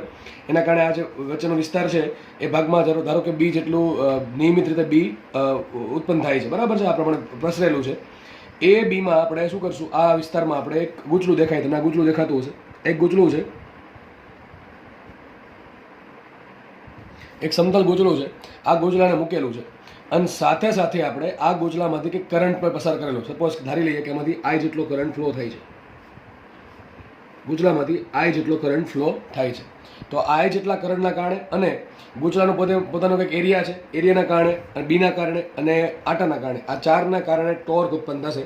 ટોર્ક તમને ખબર છે, જો કે એક્ઝેક્ટલી આમાં શું થશે, ઉપરના છેડા પર બળ લાગશે, નીચેના છેડા પર બળ લાગશે. હમણાં જે લાસ્ટ દાખલો ગણ્યો આની આગળનો દાખલો આવો કે ગૂંચળાઓ આ દાખલો જે હતો ને એનો યુઝ કરવાનો છે અહીંયા, બરાબર, આપણે જોયું હતું. તો ઉપર નીચે સરખું બળ લાગશે, પણ આ જે બે જે છેડાઓ છે ત્યાં બે બળ સરખા નહીં લાગે, બરાબર. ટૂંકમાં બળ સરખા હશે પણ એક દિશામાં નથી. એટલે એ તમને યાદ કરો, તમને ભણાવી કપલ ધોરણ 11માં ચાક ગતિમાં આપણે કપલ ભણાવેલી છે. કપલ શું કહેવાય કે બે સમાન મૂલ્યના એક રેખસ ના હોય એવા બળોના કારણે જે ટોર્ક ઉત્પન્ન થાય એ ટોર્કને કહેવાય કપલ. તો કપલના કારણે કેટલું ટોર્ક ઉત્પન્ન થશે? તો બે બળમાંથી કોઈ એક બળનું મૂલ્ય ગુણ્યા બે બળ વચ્ચેનું લંબ અંતર. તો તમે ટૂંકમાં એફ ઇન્ટુ ડી કરશો. અચ્છા, એફ છે બેમાંથી કોઈ એક બળનું મૂલ્ય અને ડી શું છે? બે બળ વચ્ચેનું લંબ અંતર. આટલું કરશો તો તમને મળશે ટોર્ક. અને ટોર્ક કેટલું આવશે? ડાયરેક્ટ સૂત્ર ઉપાડ્યું છે. ટોર્ક આવશે NIA ક્રોસ બી. આવી સાબિતી બોર્ડમાં આપેલી છે અને સાબિતીમાં એવું કંઈ ખાસ છે નહીં એટલે મને આપી નથી અહીંયા. તો ટોર્ક બરાબર આવશે NIA ક્રોસ બી, બરાબર છે. તો ટોર્ક આટલું યાદ તમારે રાખવાનું છે. આ ટોર્ક તમને દિશા સહિત આપશે, NIA ક્રોસ બી. હવે એક સૂત્ર સમજીએ આપણે. તો સૂત્રમાં દરેક પદ શું કહેવા માંગે છે સમજીએ. એન શું છે? આપેલા ગૂંચળામાં આટાની સંખ્યા. એન શું કામ પ્રોવાઈડ કરવામાં આવે કે ભાઈ આપણે સફિશિયન્ટ ટોર્ક મળી રહે, આપણને પૂરતું ટોર્ક મળી રહે એટલા માટે આટા હોય છે. આઈ શું છે? આપણે ગૂંચળામાંથી જે કરંટ પસાર કર્યો છે એ છે આઈ. એ સમજવાનું છે ખાસ. એ શું છે? ગૂંચળાનું ક્ષેત્રફળ. શું છે એ? ગૂંચળાનું ક્ષેત્રફળ. પણ અહીંયા અમે સદિશે કર્યો છે. સદિશે શું છે? ગૂંચળાનો ક્ષેત્રફળ સદિશ. શું છે? ગૂંચળાનો ક્ષેત્રફળ સદિશ. ક્ષેત્રફળ સદિશ ક્યાં હોય? તો તમને ખબર છે આપણે ઘણી જગ્યાએ ક્ષેત્રફળ સદિશ આવે છે. તો ક્યાં હશે? બધાને ખબર હોવી જોઈએ. ક્ષેત્રફળ સદિશ ક્યાં હોય? હંમેશા ગૂંચળાના સમતલને લંબ બહાર તરફ. તો આ પ્રમાણે એ હશે. એ આ પ્રમાણે હશે. આપણા કેસમાં ગૂંચળું થોડુંક આડું દોર્યું છે મેં. તો એ ક્યાં હશે? આ રીતે કંઈક એ હશે, બરાબર. આ થઈ ગયો એ. તો સદિશ એ શું છે? ગૂંચળાના સમતલને લંબ ક્ષેત્રફળ સદિશ. સદિશને બે વસ્તુઓ છે, મૂલ્ય અને દિશા. એનું મૂલ્ય કેટલું આવશે? તો આ ગૂંચળાના એરિયા જેટલું એનું મૂલ્ય છે ક્ષેત્રફળ સદિશ એનું. અને એની દિશા ક્યાં છે? તો ગૂંચળાના સમતલને લંબ છે. હજી ખાસ કહું છું, વોટ ઇઝ એ? એ શું છે? ગૂંચળાનો ક્ષેત્રફળ સદિશ છે. ક્ષેત્રફળ સદિશની દિશા ક્યાં હોય? ગૂંચળાના સમતલને લંબ હશે. ક્યાં હશે? ગૂંચળાના સમતલને લંબ. ઓકે, બધું લખ્યું જ છે અહીંયા. એન છે ગૂંચળાના આટાની સંખ્યા, આઈ છે ગૂંચળામાંથી વહેતો પ્રવાહ, એ શું છે? ગૂંચળાનું ક્ષેત્રફળ. સદિશ શું છે? ગૂંચળાનો ક્ષેત્રફળ સદિશ ક્યાં છે? જે ગૂંચળાના સમતલને લંબ હશે. છેલ્લે છે સદિશ બી. સદિશ બી શું છે? આપણે લાગુ પાડેલું બાહ્ય ચુંબકીય ક્ષેત્ર. તો આ બી છે. તો ચાર વસ્તુ પર ટોર્ક ડિપેન્ડ કરશે. ટોર્ક બરાબર આવશે NIA ક્રોસ બી. જે એક નવું પદ છે NIA ક્રોસ બી કર્યા આપણે, બરાબર છે. એક કામ કરીએ, આ ટોર્કનું મૂલ્ય કેટલું આવશે? તો આપણે ખબર છે ક્રોસ ગુણાકાર એ ક્રોસ બીનું મૂલ્ય શું થાય? AB sin θ. એ પ્રમાણે ક્રોસ ગુણાકાર છે NIA ક્રોસ બી નું મૂલ્ય આવશે NIAB sin θ. હવે આ ટોર્કનું સૂત્ર યાદ રાખવા માટે એક સિમ્પલ રીત. તમારે એક છોકરીનું નામ યાદ રાખવાનું છે, બીના. શું નામ રાખવાનું છે? બીના. એટલે યાદ રહી જશે, બરાબર ને. એક છોકરી છે, એ છોકરીનું નામ છે બીના, બરાબર. તો તમે યાદ રાખવાનું છે બીના sin θ, બરાબર ને. ટોર્ક બરાબર શું આવશે? બીના sin θ, BINA sin θ. પણ સૂત્ર યાદ હોવા કરતાં સૂત્રનું દરેક પદ ખબર હોય શું કહેવા માંગે છે. આ બી શું છે? બહારથી લાગુ પડેલ ચુંબકીય ક્ષેત્ર. આઈ શું છે? ગૂંચળામાંથી વહેતો પ્રવાહ. એન શું છે? ગૂંચળાના આટાની સંખ્યા. એ શું છે? ગૂંચળાનું ક્ષેત્રફળ. ગૂંચળાનું ક્ષેત્રફળ છે. અને સદિશ એ શું છે? ખાસ યાદ રાખજો, ગૂંચળાનું સમતલમાંથી ક્યાં છે? એ સદિશ એ ક્યાં છે? ગૂંચળાના સમતલને લંબ બહાર તરફ છે, બરાબર છે. અને ખાસ થીટા શું છે? થીટા. જો આટા એક સંખ્યા છે, પ્રવાહ એક સંખ્યા છે, તો વધુ શું? સદિશ એ અને સદિશ બી. થીટા કોની વચ્ચેનો ખૂણો હોય? સદિશ વચ્ચેનો ખૂણો. તો કયા કયા સદિશ હોય? સદિશ એ અને સદિશ બી વચ્ચેનો ખૂણો છે. આ બહુ મહત્વની વાત છે ભાઈ. ઘણા લોકો દાખલા આમાંથી પૂછાય છે તો અહીંયા ભૂલ કરે છે. થીટા છે ને, થીટા એ ગૂંચળાનું સમતલ અને બી વચ્ચેનો ખૂણો નથી. બરાબર, જે ગૂંચળાનું સમતલ છે અને બી છે એ બે વચ્ચેનો ખૂણો નથી. બી થીટા શું છે? ગૂંચળાના સમતલને લંબ સદિશ, સદિશ એ અને સદિશ બી વચ્ચેનો ખૂણો છે. સદિશ બી શું છે? બાહ્ય ચુંબકીય ક્ષેત્ર, એ તમને દિશા સહિત મૂલ્ય સહિત આપ્યું હશે. સદિશ એ શું છે? ગૂંચળાનો ક્ષેત્રફળ દિશ જે ક્યાં હોય? ગૂંચળાના સમતલને લંબ હોય. બરાબર છે. તો તમને ટોર્કનું સૂત્ર આનાથી યાદ રહી જશે. ટોર્ક બરાબર બીના સાઇન થીટા. તમારી છોકરી નામ યાદ રાખવાનું છે બીના. તો tau is equal to BNA sine theta. હવે એક નવું પદ આવે છે જે આપણે એની ચર્ચા કરશું. જો કે ચર્ચા વધારે આપણે ચેપ્ટર નંબર 5 કરશું. બરાબર છે. ચુંબકત્વ દ્રવ્ય એમાં જે વધારે આવશે, પણ અત્યારે તમને કહી જ દઉં છું. અહીંયા એક પદ આવ્યું NIA. શું પદ આવ્યું? NIA. આ જે પદ છે ને NIA, એ NIA ને કહેવાય ચુંબકીય ડાયપોલ મોમેન્ટ. શું કહેવાય? ચુંબકીય ડાયપોલ મોમેન્ટ. તો લખવું છે NIA બરાબર આવશે ચુંબકીય ડાયપોલ મોમેન્ટ. આપણે એને ટૂંકમાં કહીશું ચુડામો. શું કહીશું આપણે? ચુડામો. ચુંબકીય ડાયપોલ મોમેન્ટ. એની સંજ્ઞા છે સ્મોલ એમ. શું છે સંજ્ઞા? સ્મોલ એમ. તો વિચાર કરો સ્મોલ એમ બરાબર શું લખાય? અને વિચાર કરો આ જે સદિશ એ છે એ એક સદિશ રાશિ છે, એને ગુણ્યા તમે NI કરો તો આપણે એક સદિશ રાશિ થઈ. તો સદિશ M પણ સદિશ રાશિ છે. એની વિગતવાર ચર્ચા આપણે ચેપ્ટર નંબર 5 કરશું. ચુંબકીય ડાયપોલ મોમેન્ટ શું છે, એની ડાયરેક્શન શું હોય, એનું મૂલ્ય શું હોય, ગજ્યા ચુંબક માટે ચુડામો કેટલી મળે, કોઈ ગૂંચળા માટે ચુંબક ડાયપોલ કેટલી મળે, આ આપણે ચર્ચાની વધારે ચર્ચા ચેપ્ટર નંબર 5 કરશું. એનો પહેલો ટોપિક આ રહેશે. તો ચુડામોનું થોડુંક સૂત્ર અત્યારે યાદ રાખી લેવું. NIA બરાબર શું આવશે? ચુડામો. બરાબર ને? ચુંબકીય ડાયપોલ મોમેન્ટ. તો સદિશ M બરાબર આવશે NIA. N છે આટા, I છે પ્રવાહ અને A છે ક્ષેત્રફળ સદિશ. તો NIA કરો તમને શું મળે? સદિશ M મળે. સદિશ M શું છે? ચુંબકીય ડાયપોલ મોમેન્ટ. એનું મૂલ્ય કેટલું હોય? NIA જેટલું હોય. તો કામ કરીએ. આ જે ટોર્કનું સૂત્ર હતું, ટોર્ક બરાબર સદિશ NIA ક્રોસ બી ને, એમાં NIA ને શું કહેવાય? ચુંબકીય ડાયપોલ મોમેન્ટ અથવા ચુડામો સદિશ M. તો કામ કરું છું, NIA બરાબર શું લખી નાખું મેં? સદિશ M લખી નાખ્યા. સૂત્ર બની જશે ટોર્ક બરાબર સદિશ M ક્રોસ સદિશ બી. સૂત્ર બનશે સદિશ M ક્રોસ સદિશ બી. હવે કામ કરીએ. હવે આપણે છૂટું પાડીએ તો તમને ખબર છે એ ક્રોસ બીને શું લખાય? AB sine theta. તો એ પ્રમાણે M ક્રોસ બીને શું લખાશે? ટોર્કનું મૂલ્ય આવશે ટોર્ક ટાઉ બરાબર MB સાઇન થીટા. સૂત્ર શું આવશે? MB સાઇન થીટા છે. M શું છે? આપેલ ગૂંચળાની ચુંબકીય ડાયપોલ મોમેન્ટ. B શું છે? બાહ્ય ચુંબકીય. થીટા શું છે? સદિશ M અને સદિશ B વચ્ચેનો ખૂણો. યાદ છે સદિશ A અને સદિશ B વચ્ચેનો ખૂણો થીટા છે. બરાબર છે. તો અહીંયા આપણે લખી શકીએ કે M બરાબર શું આવશે? NIA. તો તમે સૂત્ર આવી જશે બીના સાઇન થીટા. બરાબર કે નહીં? ટૂંકમાં એમાં સિમ્પલ છે NIA પદ છે. NIA પદ એ દેખાય છે તમે NIA પદ. આ NIA પદ એને નવું નામ આપ્યું સ્મોલ એમ. હવે યાદ કરો ચેપ્ટર નંબર 1. ચેપ્ટર નંબર 1 તમને આવું ભણાવ્યું હતું. ચેપ્ટર નંબર 1 આવું ભણાવ્યું હતું. ચેપ્ટર નંબર 1 હતો ચેપ્ટર નંબર 2 કે ભાઈ એક ડાયપોલ મોમેન્ટ, એક ડાયપોલ છે. બરાબર છે. એ ડાયપોલની ડાયપોલ મોમેન્ટ સદિશ P કેટલી છે? યાદ રાખો એને શું હતું? વિદ્યુત ડાયપોલ હતી. શું હતી? વિદ્યુત ડાયપોલ મોમેન્ટ. અને જે સદિશ P છે શું કહેવાય? આપેલ ડાયપોલની વિદ્યુત ડાયપોલ મોમેન્ટ છે P. એનું મૂલ્ય કેટલું હોય? Q ઇન્ટુ બે વિદ્યુત ભારો વચ્ચેનું અંતર. તમને આવું યાદ રાખ્યું હતું P બરાબર શું હશે? આવું તો તમને યાદ હોવી જોઈએ આમ તો. હવે કારણ કે ઘણી વખત તમે રિવિઝન કર્યું હશે એટલે તમને 100% ડિફાઇનેટલી આ વસ્તુ બેઝિક છે, યાદ હોવી જોઈએ કે P બરાબર શું હશે? તો એક ધન વિદ્યુતભાર છે, એક ઋણ વિદ્યુતભાર છે. ધન વિદ્યુતભારનું મૂલ્ય ગુણ્યા બે વિદ્યુતભારો વચ્ચેનું અંતર. બરાબર ને? તો Q ઇન્ટુ 2L આવશે વિદ્યુત ડાયપોલ મોમેન્ટ. તો ત્યાં યાદ રાખો સૂત્ર શું હતું? P ક્રોસ E હતું. P ક્રોસ E હતું. ત્યાં વિદ્યુત ડાયપોલમાં ટોર્ક માટે જવાબદાર હતું વિદ્યુત ક્ષેત્ર. બરાબર છે. વિદ્યુત ભારો કેવા હતા? સ્થિર હતા. વિદ્યુત ભારો સ્થિર. તમને યાદ છે કે આ ડાયપોલ મોમેન્ટ ક્યારે બનશે? એક વિદ્યુત ભાર ધન અહીંયા, ઋણ અહીંયા છે ને ધન અહીંયા છે. તો ડાયપોલ મોમેન્ટ ક્યાંથી હશે? ઋણથી ધન હશે. અને એને આપણે તમને યાદ હોય તો બાહ્ય વિદ્યુત ક્ષેત્રમાં મૂકી હતી. તેના કારણે ટોર્ક ઉત્પન્ન થયું. કેટલું ટોર્ક આવશે? PE sine theta. યાદ છે ને? PE sine theta. તો એવું જ અહીંયા કંઈક છે. વિચારો ત્યાં વિદ્યુત ભારો સ્થિર હતા, એ વિદ્યુત ભારો ગતિમાં છે એટલે શું ઉત્પન્ન કરશે? પ્રવાહ ઉત્પન્ન કરશે. તો પ્રવાહના કારણે અહીંયા ટોર્ક ઉત્પન્ન થશે. ટોર્ક કેટલો આવશે? અહીંયા P ક્રોસ E હતું, અહીંયા આવશે M ક્રોસ B. ત્યાં શું હતું? P ક્રોસ E, અહીંયા આવશે M ક્રોસ B. P શું હતું? વિદ્યુત ડાયપોલ મોમેન્ટ. અહીંયા M શું છે? ચુંબકીય ડાયપોલ મોમેન્ટ. ત્યાં હતું વિદ્યુત ક્ષેત્ર, અહીંયા હતું ચુંબકીય ક્ષેત્ર. બસ એટલો ફરક છે. તો તમે જોશો કે બે સૂત્રમાં સિમિલારિટી છે, બંને સૂત્રમાં કંઈક સામ્યતા છે. તો અહીં ટોર્ક બરાબર શું છે? P ક્રોસ E આવશે એટલે P સાઇન થીટા આવશે. અને અહીંયા ચેપ્ટર નંબર 4 અથવા 5 ટોર્ક બરાબર શું આવશે? M cross B. જ્યાં M છે ચુંબકીય ડાયપોલ મોમેન્ટ, B છે બાહ્ય ચુંબકીય, એટલે સૂત્ર આવશે MB સાઇન થીટા. ત્યાં હતું P સાઇન થીટા, અહીંયા આવશે MB સાઇન થીટા. ત્યાં P શું હતું? ધન વિદ્યુતભાર ગુણ્યા બે વિદ્યુતભાર વચ્ચેનું અંતર. અહીંયા M શું છે? NIA છે. શું છે? NIA. P ને કહેવાય વિદ્યુત ડાયપોલ મોમેન્ટ, વિડામો. અહીંયા કહેવાશે ચુડામો, ચુંબકીય ડાયપોલ મોમેન્ટ. તો બધું બસ ઇઝી છે વસ્તુ. તમને બસ કોરિલેટ કરતા આવડવું જોઈએ. બંનેને જોડે જોડે યાદ રાખશો તો આરામથી યાદ રહી જશે ને વધારે તમે એને સમજી શકશો. તો વધારે વિગતવાર ચર્ચા આપણે M વિશે ચેપ્ટર નંબર 5 કરીશું. M બરાબર આવશે NIA, જ્યાં પછી મૂકવામાં આવશે લેક્ચર્સ. ઓકે. તો આઈ થિંક તમને ગૂંચળામાં કેટલું ટોર્ક લાગે સૂત્ર યાદ રાખશો. M ક્રોસ B યાદ રાખો તો NIA ક્રોસ B યાદ રાખો. એનું મૂલ્ય ખાસ યાદ રાખજો બીના સાઇન થીટા. એમાં છોકરીનું નામ યાદ રાખવાનું છે બીના ઇન્ટુ સાઇન થીટા. ખાસ યાદ રાખજો થીટા શું છે? થીટા છે સમતલ અને B વચ્ચેનો ખૂણો. થીટા શું છે? સદિશ A અને સદિશ B વચ્ચેનો ખૂણો છે. જેમાં સદિશ A શું છે? સદિશ A છે ગૂંચળાનો ક્ષેત્રફળ સદિશ, જે ક્યાં હોય? ગૂંચળાનું ક્ષેત્રફળ સદિશ ક્યાં છે? ગૂંચળાનો ક્ષેત્રફળ સદિશ હોય ગૂંચળાના સમતલને લંબ 12 તરફ હશે. ક્યાં હશે? લંબ 12 તરફ. તો અહીંયા ટોર્કની થિયરી પૂરી થાય છે અને દાખલા તમને મળી જશે. બરાબર, આપણે આગળ વધીએ. ઓકે, ચલો. તો આપણે હવે ઘણી મહત્ત્વની થિયરી, આ ચેપ્ટરની ઘણી મહત્ત્વની થિયરી કહી શકાય, એ તરફ આગળ વધીએ આપણે. બરાબર, તમારા પેપરમાં 100% તમે એવું વિચારી શકો કે આ ટોપિકમાંથી ડેફિનેટલી ક્વેશ્ચન પૂછાશે જ. બરાબર છે, તમે 100% એવું એક્સપેક્ટ કરી શકો કે નીટવાળા કે જીવાળા ડેફિનેટલી આમાંથી ક્વેશ્ચન પૂછશે. બરાબર છે ને? તો આ આમ ચેપ્ટરમાં તો ગણી શકો તો ઘણા બધા ટોપિક્સ થઈ ગયા છે.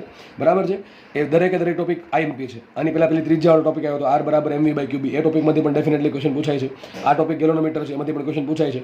ક્યારેક બે તાર વચ્ચે લાગતું બળ, એમાંથી પ્રશ્ન પૂછી નાખે છે. તો આ ચેપ્ટરના દરેક ટોપિક આઈએમપી છે. બરાબર, દરેક ટોપિકમાંથી તમે ક્વેશ્ચન એક્સપેક્ટ કરી શકો છો.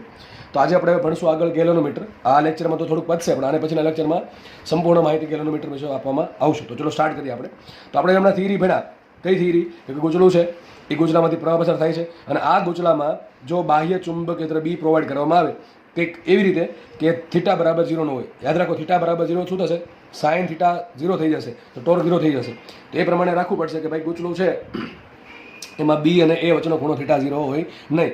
તો એ ટાઈપનું વ્યવસ્થા ઊભી કરવામાં આવે તો ગૂંચળું ફરશે. શું કરશે? ટોર્ક ઉત્પન્ન થવું એટલે ગૂંચળું ફરશે. બરાબર છે. તો આ જ કોન્સેપ્ટનો યુઝ કરીને ગેલોનોમીટર બનાવવામાં આવે છે. તો આ ગેલોનોમીટર સમજવા માટે તમારે આગળની થિયરી સમજવી જરૂર હતી. તો આગળ જે થિયરી હતી એ થિયરીનો યુઝ અહીંયા થાય છે. આમાં શું છે જુઓ, બે ધ્રુવો છે, ચુંબકીય ધ્રુવ. એક ધ્રુવ છે N અને એક ધ્રુવ છે H. બરાબર છે. આ N અને S શું કામ આપણે પ્રોવાઈડ કરેલા છે? કારણ કે એના વડે બાહ્ય ચુંબકીય ક્ષેત્ર બી ઉત્પન્ન થશે. હવે આમાં એક ડિટેલ્સ જોઈશે. શું ગેલેનોમીટરનો યુઝ ક્યાં થાય? ગેલેનોમીટરનો યુઝ થાય કોઈ પણ સર્કિટમાંથી વહેતો પ્રવાહ શોધવા માટે અથવા વોલ્ટેજ શોધવા માટે. નોર્મલી તમે અત્યારે પ્રવાહ વિશે વિચારી શકો છો કે કોઈ સર્કિટ છે, એમાંથી કરંટ ફ્લો થાય છે. આ કરંટ મારે માપવો છે, તો સર્કિટમાં કેટલો કરંટ ફ્લો થાય એને માપવા માટે આપણે ગેલેનોમીટરનો યુઝ કરીએ છીએ. તો શું છે આમાં? કઈ રીતે ગૂંચળું છે, દેખાતું છે તમને. અને આ થિયરી પતશે તમને એક બે ડાયાગ્રામ દેખાશે. એ ડાયાગ્રામ તમે વ્યવસ્થિત અભ્યાસ કરવા. બરાબર છે. હું આમાં મેં તમને 2D બતાવ્યું છે. બરાબર, એમાં તમને 3D ડાયાગ્રામ પણ જોવા મળશે.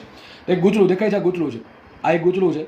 એ ગૂંચળામાં શું છે? આ આપણે પ્રવાહ, ધારો કે આઈ જેટલો પ્રવાહ પસાર કર્યો છે, આપણે આઈ જેટલો પ્રવાહ પસાર કર્યો છે, આપણે આઈ પ્રવાહ માપવાનો છે. આપણે શું કરશું? આ ગૂંચળામાંથી આઈ પ્રવાહ પસાર થયો.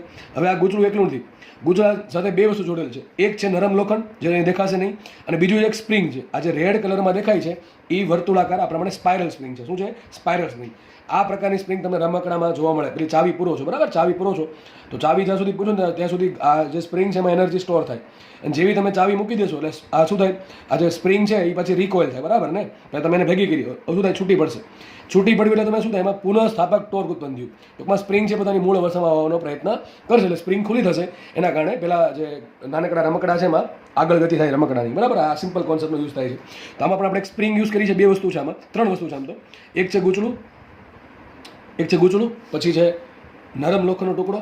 નરમ લોખંડ એનો યુઝ કહું છું શું કામ થાય છે? અને છે સ્પ્રિંગ.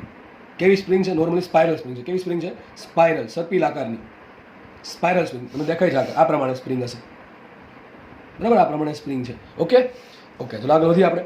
તો આ પ્રમાણે આમાં વસ્તુ જોઈન કરેલ છે. અને જે ગૂંચળું, આ જે સ્પ્રિંગ છે ને, એ સ્પ્રિંગનો જે નીચેનો છેડો છે ને, એની સાથે એક મેં આ પ્રમાણે એક શું કહેવાય એરો દર્શાવી દીધો છે, જે તમને શું બતાવશે? કરંટ માપશે અહીંયા. અને કરંટનું સ્કેલિંગ કર્યું. શું સ્કેલિંગ કર્યું હશે કે ભાઈ 0 એમ્પિયર, 5 એમ્પિયર, 10 એમ્પિયર, જે પ્રમાણે ગેલેન્ડોર બનાવ્યો હશે એ પ્રમાણે આ પ્રમાણે હશે. તો ટૂંકમાં અહીંયા કાંટો જોડેલો છે કે જે આપણને પ્રવાહનું માપન કરીને આપશે. હવે કામ કઈ રીતે કરશો? તો સિમ્પલ કામ કરશે. જો આ ગૂંચળું છે, એમાંથી એક ગૂંચળું છે, આ ગૂંચળામાંથી કરંટ પસાર કર્યો છે. હવે છે ને અહીંયા છે ને ખાસ વસ્તુ એ છે કે ભાઈ હમણાં આપણે ભણ્યા કે જ્યારે કોઈ ગૂંચળું છે એમાંથી પ્રવાહ પસાર થાય આઈ, અને ગૂંચળામાંથી ગૂંચળાના આટા N છે અને ગૂંચળાનો એરિયા A છે, તો એમાં ટોર્ક ઉત્પન્ન થઈ શકે બીના સાઇન થીટા. કેટલું ઉત્પન્ન થઈ શકે? ટોર્ક બરાબર બીના સાઇન થીટા. આટલું ટોર્ક ઉત્પન્ન થાય. તો આ ગૂંચળામાંથી પ્રવાહ કેટલો પસાર થશે? આઈ. આ પ્રવાહ આપણે માપવાનો છે. આપણે આઈ કરંટ માપવાનો છે. તો આપણે કરંટ પસાર કર્યો આઈ. આના કારણે શું થયું? ગૂંચળામાં પ્રવાહ ઉત્પન્ન થયું, એટલે પ્રવાહધારી ગૂંચળું થયું, અને બહારથી આપણે બી પ્રોવાઈડ કરેલ છે. ગૂંચળામાં ઉત્પન્ન થશે ટોર્ક. તો કેટલું ટોર્ક ઉત્પન્ન થાય? તો આપણે ખબર છે ટોર્ક બરાબર આવશે બીના સાઇન થીટા. કેટલું ટોર્ક આવશે? બીના સાઇન થીટા. બી શું છે? બી કેવો છે? ફિક્સ હશે. કારણ શું? બી છે એ બાહ્ય ચુંબકીય ધ્રુવો વડે ઉત્પન્ન કરે. બી કેવું છે? બી થઈ ગયું ફિક્સ. આઈ શું છે? આઈ એ કરંટ છે જે આપણે માપવાનો છે. એન શું છે? એન છે ગૂંચળાના આટાની સંખ્યા. એ શું છે?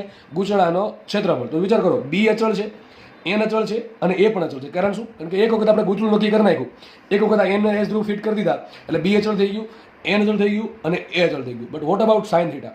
હવે સાઇન થીટાનો થોડોક વહીવટ સમજીએ આપણે. જુઓ, અહીંયા જે ગૂંચળું છે કેવું છે? ચલિત અને કિલકિત ગૂંચળાવાળું ગેલોમીટર. મતલબ કે શું છે? ગૂંચળું પોતે આમ ફરી પણ શકે છે અને એક ધરી પણ ફિક્સ છે. કિલકિતનો મતલબ એમ થાય એક ધરી પર ફિક્સ કરેલું છે અને પોતે ફરી શકે છે આરામથી, કોઈ પણ ઘર્ષણ વગર ફરી શકે છે.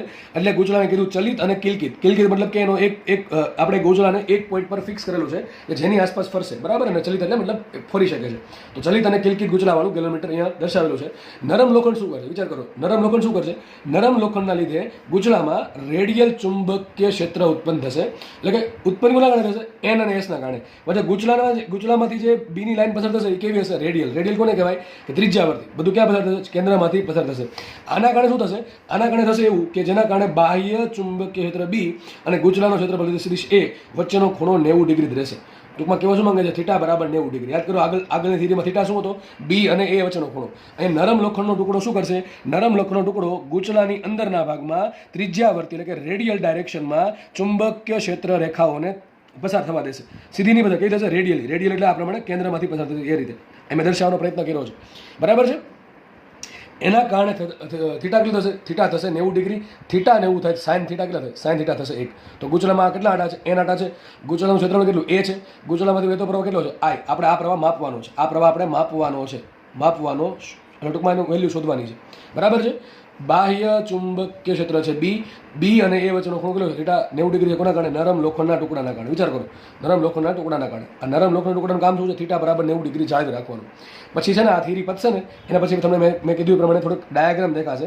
એમાં એક ડાયાગ્રામમાં મેં આ દર્શાવ્યું છે, એ જસ્ટ તમારી સમજણ માટે છે, બરાબર છે. કે થીટા બરાબર હંમેશા 90 ડિગ્રી કેમ રહે? આ ગૂંચળું છે કોઈ પણ ખૂણે ફરશે.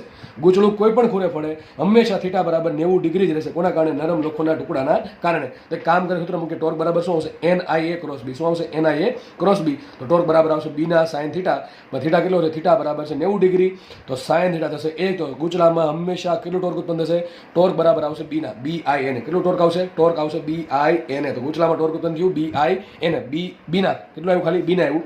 કારણ કે સાઇન થીટા ઓલવેઝ કોઈ પણ ખૂણે ગૂંચળું હોય ગૂંચળા માટે હંમેશા સાઇન થીટા થશે 90 ડિગ્રી. એટલે સોરી, સાઇન થીટા થશે 1, થીટા થશે 90 ડિગ્રી. ટોર્ક આવશે બીના. હવે જુઓ, આ ગૂંચળું ફરશે. વિચાર કરો, ગૂંચળું ફરે શું થાય? સ્પ્રિંગને સંકોચવાનો પ્રયત્ન કરશે. શું કરશે? સ્પ્રિંગને સંકોચવાનો પ્રયત્ન કરશે. હવે જેટલું ગૂંચળું ફરશે એટલી સ્પ્રિંગ સંકોચાશે, બરાબર છે. એટલી સ્પ્રિંગ સંકોચાશે. માનો કે ગૂંચળું મહત્તમ પોઈન્ટ પર આવી ગયું. હવે તો શું? સ્પ્રિંગ પોતે રિલીઝ થવાનો પ્રયત્ન કરશે. આપણે ખબર છે પેલી ચાવીવાળા રમકડાની વાત યાદ રાખજો કે આપણે એમાં શું કરે? ચાવી ફેરવે એટલે પેલી સ્પ્રિંગ છે સંકોચાય છે, એટલે સ્પ્રિંગમાં એનર્જી સ્ટોર થાય. જેવી આપણે ચાવી મૂકી દીધું તો સ્પ્રિંગ પોતાની મૂળ અવસ્થા, એટલે ટૂંકમાં સ્પ્રિંગ છે એ પોતાની મૂળ અવસ્થામાં આવવાનો પ્રયત્ન કરે. તમે જે સ્પ્રિંગ છે એ હેલિકલ સ્પ્રિંગની વાત નથી થતી. કઈ સ્પ્રિંગની વાત આવે છે? સ્પાઇરલ સ્પ્રિંગની. તો વિચાર કરો, માનો કે ગૂંચળું છે, હવે આ ટોર્ક ઉત્પન્ન થવાના કારણે શું થાય? ગૂંચળું ફરશે એટલે આ કાંટો ફરશે ની જોડે, આ જોડે કંઈક કાંટો ફરશે.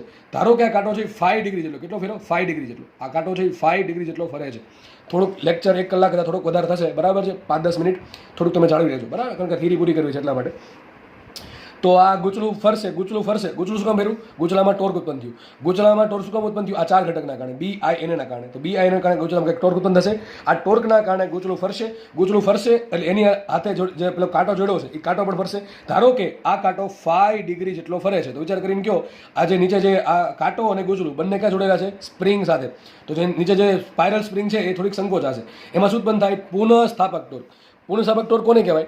તો વિચાર કરો, માનો કે તમારી પાસે કોઈ દોરી છે, દોરીને તમે વળ ચડાવો છો. દોરીને જેટલા વળ ચડાવશો પછી માનો કે તમે વળ મૂકી દો તો દોરી ઓટોમેટિક શું થશે? પોતાની મૂળ અવસ્થામાં આવશે. તો એ જે ટોર્ક ઉત્પન્ન થયું ને, એ જે દોરી ફરે છે એને શું કહેવાય? એને કહેવાય આપણે સિમ્પલ પુનઃસ્થાપક ટોર્ક. તો આ ટોર્ક કોનો ઉત્પન્ન થયું? આ ટોર્ક ઉત્પન્ન થયું ગૂંચળાની અંદર. કેટલું? BIN. એના કારણે ગૂંચળું ફરશે. ગૂંચળું ફરવાના કારણે એની સાથે જે સોય જોડેલી છે અથવા જે કાંટો જોડેલો છે એ કાંટો થોડોક ફરશે. ધારો કે 5 ડિગ્રી જેટલો ફરે છે તો સ્પ્રિંગ કેટલી સંકોચાશે? સ્પ્રિંગ પણ સંકોચાશે 5 ડિગ્રી જેટલી. તો સ્પ્રિંગમાં કંઈક ટોર્ક ઉત્પન્ન થશે. કેટલું ટોર્ક ઉત્પન્ન થાય? પાછળના પેજ પર લખેલું છે. તો લખ્યું છે ગૂંચળામાં વહેતા પ્રવાહના કારણે ઉદ્ભવતું ટોર્ક કેટલું? ટોર્ક બરાબર BIN. બધું લખ્યું છે, મેં જે સમજણ આપી છે. આ ટોર્કના લીધે ગૂંચળા સાથે જોડેલી સ્પ્રિંગમાં પણ પુનઃસ્થાપક ટોર્ક ઉત્પન્ન થાય છે. જે કેટલું હોય છે? જે ગૂંચળામાં ઉદ્ભવતા ટોર્કના જેટલા જ મૂલ્યનું હોય છે. જેટલું તમે વિચાર કરો, તમે જેટલી દોરીને અંદર આમ શું કહે, દોરીને વળ ચડાવશો, દોરીને જ્યારે મૂકશો ત્યારે સેમ ટુ સેમ વળ રિટર્ન થશે, બરાબર. ટૂંકમાં સેમ ટોર્ક ઉત્પન્ન થશે. પણ એ ટોર્ક કેવું હશે? દોડીને પોતાની મૂળ અવસ્થામાં લાવશે. અહીંયા ગૂંચળું છે, ગૂંચળા સ્પ્રિંગ છે, તો ગૂંચળું ફરશે એટલે સ્પ્રિંગે ફરશે, સ્પ્રિંગ સંકોચાશે. હવે જ્યારે સ્પ્રિંગ શું કરશે? પોતાની મૂળ અવસ્થામાં આવવાનો પ્રયત્ન કરે તો એ જે ટોર્ક ઉત્પન્ન થયું કોના કારણે? સ્પ્રિંગના કારણે. એને કહેવાય પુનઃસ્થાપક ટોર્ક, બરાબર છે ને. ગૂંચળામાં ટોર્ક કેટલું છે? BIN. પણ સ્પ્રિંગમાં કેટલું ટોર્ક આવશે? ટોર્ક બરાબર K×5. આમાં K શું છે? K છે સ્પ્રિંગનો વળ અચળાંક. યાદ કરો, આપણે પેલી હેલિકલ સ્પ્રિંગ હોય ને એમાં યાદ સૂત્ર આવું આવે, F = KX. એમાં કે શું હતું? બળ અચળાંક હતું, કારણ કે અહીંયા બળ લાગતું હતું. અહીંયા બળ ત્યાં શું છે? ટોર્ક છે. તો ટોર્ક કોના કારણે લાગે છે? જે પેલી જે સ્પ્રિંગ છે એમાં જે વળછેડા, કેટલા વળછેડા? 5 જેટલા, બરાબર ને? કેટલા વળછેડા? 5 જેટલા. ગુચલું 5 જેટલું ફરશે તો ગુચલું 5 જેટલું ફેર્યું તો ગુચલામાં ટોર્ક કેટલું ઉત્પન્ન થાય? BI એને એના કારણે ગુચલું 5 જેટલું ફરે છે, બરાબર છે ને? હવે 5 જેટલું ફરવાના કારણે સ્પ્રિંગ પણ પોતે કેટલી સંકોચાશે? 5 ડિગ્રી જેટલી અથવા 5 રેડિયન જેટલી સંકોચાશે. એના કારણે સ્પ્રિંગ પોતે સંકોચાણી, એમાં કંઈક ટોર્ક ઉત્પન્ન થશે. કેટલું? અને એ ટોર્ક શું કરે? સ્પ્રિંગને પોતાની મૂળ અવસ્થામાં લાવવાનો પ્રયત્ન કરે. એ ટોર્કને કહેવાય પુનઃસ્થાપક ટોર્ક. એ ટોર્ક કેટલું હશે? ટોર્ક બરાબર હશે K×5. આ બંને ટોર્ક કેવા આવે? સરખા હોય. જેટલું તમે ગુચલામાં ટોર્ક ઉત્પન્ન કરશો એટલું જ સામે સ્પ્રિંગમાં પુનઃસ્થાપક ટોર્ક વધતું જશે, બરાબર? બે ટોર્ક કેવા? સરખા હશે. કે શું છે? કે છે સ્પ્રિંગનો વળચળાંક. કોના પર ડિપેન્ડ કરે? સ્પ્રિંગ પર. કોના પર ડિપેન્ડ કરે? સ્પ્રિંગ પર ડિપેન્ડ કરશે. એટલે એ ટૂંકમાં આપણા હાથમાં છે નહીં. સ્પ્રિંગ એક વખત બની ગઈ એટલે કે થઈ ગયો ફિક્સ. તો K×5, બરાબર? એનો એકમ શું આવશે? એનો એકમ છે ટોર્ક બાય ટો બાય 5. શું થશે? ટો બાય 5. મતલબ તમારે એમ થયો કે તમારે સ્પ્રિંગને 1 રેડિયન જેટલી કોણાવર્તન આપવું હોય, સ્પ્રિંગને તમારે 1 રેડિયન જેટલી સંકોચવી હોય તો જે ટોર્ક આપવું પડે એને કહેવાય ટોર્ક બરાબર K, બરાબર? એને કહેવાય વળચળાંક K, બરાબર? તો 5 શું છે? 5 છે ગુચલાનું અથવા સ્પ્રિંગનું કોણાવર્તન. મેં જો બે હરખું જ લીધું છે. જેટલું ગુચલાનું કોણાવર્તન છે ને એટલું તે સ્પ્રિંગનું કોણાવર્તન અથવા સંકોચન છે. તો આ ટોર્ક આવ્યું સ્પ્રિંગની અંદર, આ ટોર્ક આવ્યું ગુચલાની અંદર. બે ટોર્ક છે કેવા હશે? સરખા જ હશે. તો બે ટોર્કને આપણે સરખાઈ દીધો. શું છે? ટો બરાબર ટો. આ ટોર્ક છે ગુચલાનું, આ છે ગુચલાનું, આ છે સ્પ્રિંગનું. કોનું છે? સ્પ્રિંગનું. પણ સ્પ્રિંગનું કયું ટોર્ક? પુનઃસ્થાપક ટોર્ક. બે ટોર્ક કેવા હોય? સરખા હશે. જેટલું ગુચલું વધારે ફરશે એટલું સ્પ્રિંગ વધારે સંકોચાશે, એટલું એમાં વધારે પુનઃસ્થાપક ટોર્ક છે એ ઉત્પન્ન થશે. તો બે ટોર્કને સરખા શું સાબિત થયું? BI બરાબર આવશે K5. આપણે શોધવાનું શું હતું? આપણે શોધવાનું હતો કરંટ. તો કરંટ મળી ગયો મને. પ્રવાહ I બરાબર શું આવશે? Kના છેદમાં BNA અથવા Kના છેદમાં બાન, K/બાન × 5, બરાબર છે ને? તો K કેવા? K કોના પર ડિપેન્ડ કરે? સ્પ્રિંગ પર. એક વખત સ્પ્રિંગ થઈ ગઈ નક્કી એટલે K કેવા થઈ ગયા? ચલો K અચળ છે. B કેવું હતું? એક વખત તમે પેલા N ધ્રુવ S ધ્રુવ મૂકી દીધા, દેખાય છે ને? તમને યાદ હશે. એક વખત N ને S નક્કી કરી નાખો એટલે B કેવું થઈ ગયું? ફિક્સ થઈ ગયું.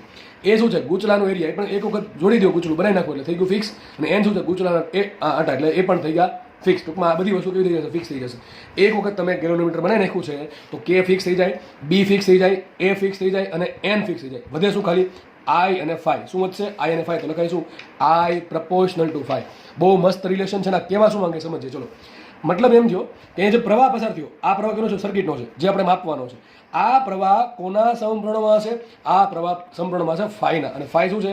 ફાઈ શું છે કે પેલી જે સોય છે, જે પેલો કાંટો છે, ગેલેનોમીટરનો કાંટો, એ કેટલા ડિગ્રી ફરે છે એટલે કેટલું કોણાવર્તન થયું, એટલે કે ગુચલું કેટલું ફરે છે અથવા પેલો કાંટો કેટલો ફરે છે કેટલા ડિગ્રી, અથવા પેલી સ્પ્રિંગ કેટલી ડિગ્રી સંકોચાય છે, તો એ ફાઈ છે. તો સીધી મતલબ સાબિત શું થયું? અહીંથી સાબિત એવું થાય છે કે ગુચલામાંથી જે પ્રવાહ વહે છે એ કોના સમપ્રમાણમાં હોય? ફાઈ જેટલા સમપ્રમાણમાં હોય. મતલબ કે માનો કે 1 એમ્પિયરનો પ્રવાહ પસાર થયો અને ફાઈ આપણને 1 ડિગ્રી મળે છે, તો 2 એમ્પિયર માટે કેટલું મળશે? 2 ડિગ્રી મળશે. 3 એમ્પિયર માટે કેટલું મળે? 3 ડિગ્રી મળે. તો આના પરથી હું શું કરું? ફાઈ મને ખબર પડી જાય તો મને પ્રવાહ ખબર પડી જાય તો હું શું કરીશ? ફાઈનું સ્કેલિંગ કરીશ. શું કરીશ? સ્કેલિંગ કરીશ. ટૂંકમાં લખી નાખીશ કે આટલા ફાઈ માટે કેટલો પ્રવાહ? 1 એમ્પિયરનો મળે છે. આટલા ફાઈ માટે કેટલો? 2 એમ્પિયરનો મળે. આટલા માટે 3 એમ્પિયર, આના માટે 4 એમ્પિયર, આના માટે 5 એમ્પિયર. આ પ્રમાણે હું શું કરી નાખીશ? ઉપર જે ગેલોનોમીટરનો જે ઉપરનો ભાગ હોય ત્યાં શું કરીશ? ડાયલ પર, એને કહેવાય DIL, ડાયલ પર શું કરીશ? સ્કેલિંગ કરીશ. અને સ્કેલિંગના આધારે હું નક્કી કરી શકીશ કે ભાઈ પ્રવાહ મને કેટલો માપીને આપશે. તો આ પ્રમાણે ગેલોનોમીટર કામ કરે. તો જો લખ્યું છે અહીં પ્રવાહ I એ શું છે? અહીં પ્રવાહ I એ ગુચલાના કોણાવર્તન ફાઈના સમપ્રમાણમાં છે. એટલે કે જેટલો પ્રવાહ વધુ એટલું ફાઈ વધુ. ટૂંકમાં જેટલો પ્રવાહ સર્કિટમાં આવશે, ગુચલાની અંદર વહેતો હશે, એટલું તમને વધારે પેલી સોયનું કોણાવર્તન અથવા કાપાનું કોણાવર્તન વધારે દેખાશે. તો લખું છું અહીંયા ફાઈનું યોગ્ય સ્કેલિંગ કરીને પ્રવાહ I માપી શકાય છે. તો બરાબર છે. તો આપણે આજે એટલું રાખીએ. આપણે નેક્સ્ટ આવનારા લેક્ચરમાં હું ડાયરેક્ટલી અહીંથી સ્ટાર્ટ કરીશ, બરાબર? હું આ સૂત્રનો યુઝ કરીશ એટલે તમને હું એવું ધારી લઈશ કે તમને આટલી થિયરી સમજાણી છે. ડાયરેક્ટલી અહીંથી જ સ્ટાર્ટ કરીશ એટલે આટલી થિયરી વ્યવસ્થિત સમજી લેવા વિનંતી છે, બરાબર? મેન વસ્તુ શું છે કે ગુચલામાંથી જે વહેતો પ્રવાહ I છે એ હંમેશા ફાઈના સમ પ્રમાણમાં હોય. ફાઈ શું છે? કેટલું કોણાવર્તન થાય છે. તો કોણાવર્તન આપણે માપી લઈએ તો હું પ્રવાહ મને મળી જાય. તો જે ફાઈ છે એનું યોગ્ય સ્કેલિંગ કરીને આપણે પ્રવાહ માપી શકીએ છીએ. તો આ તો ગેલેનોમીટરનો સિદ્ધાંત, કે ગેલેનોમીટર કયા સિદ્ધાંત પર, કયા પ્રિન્સિપાલ પર, કયા કોન્સેપ્ટ પર કામ કરે છે, બરાબર છે? આવનારા લેક્ચરમાં આપણે ગેલેનોમીટરનાથી આપણે એમીટર કેમ બનશે, વોલ્ટમીટર કેમ બનશે, એના માટે શું શું કરવું પડે, શન્ટ કેટલો હોવો જોઈએ, શ્રેણી અવરોધ કેટલો હોવો જોઈએ, એ બધું આપણે વિગતવાર ચર્ચા કરીશું, બરાબર છે? ઓકે.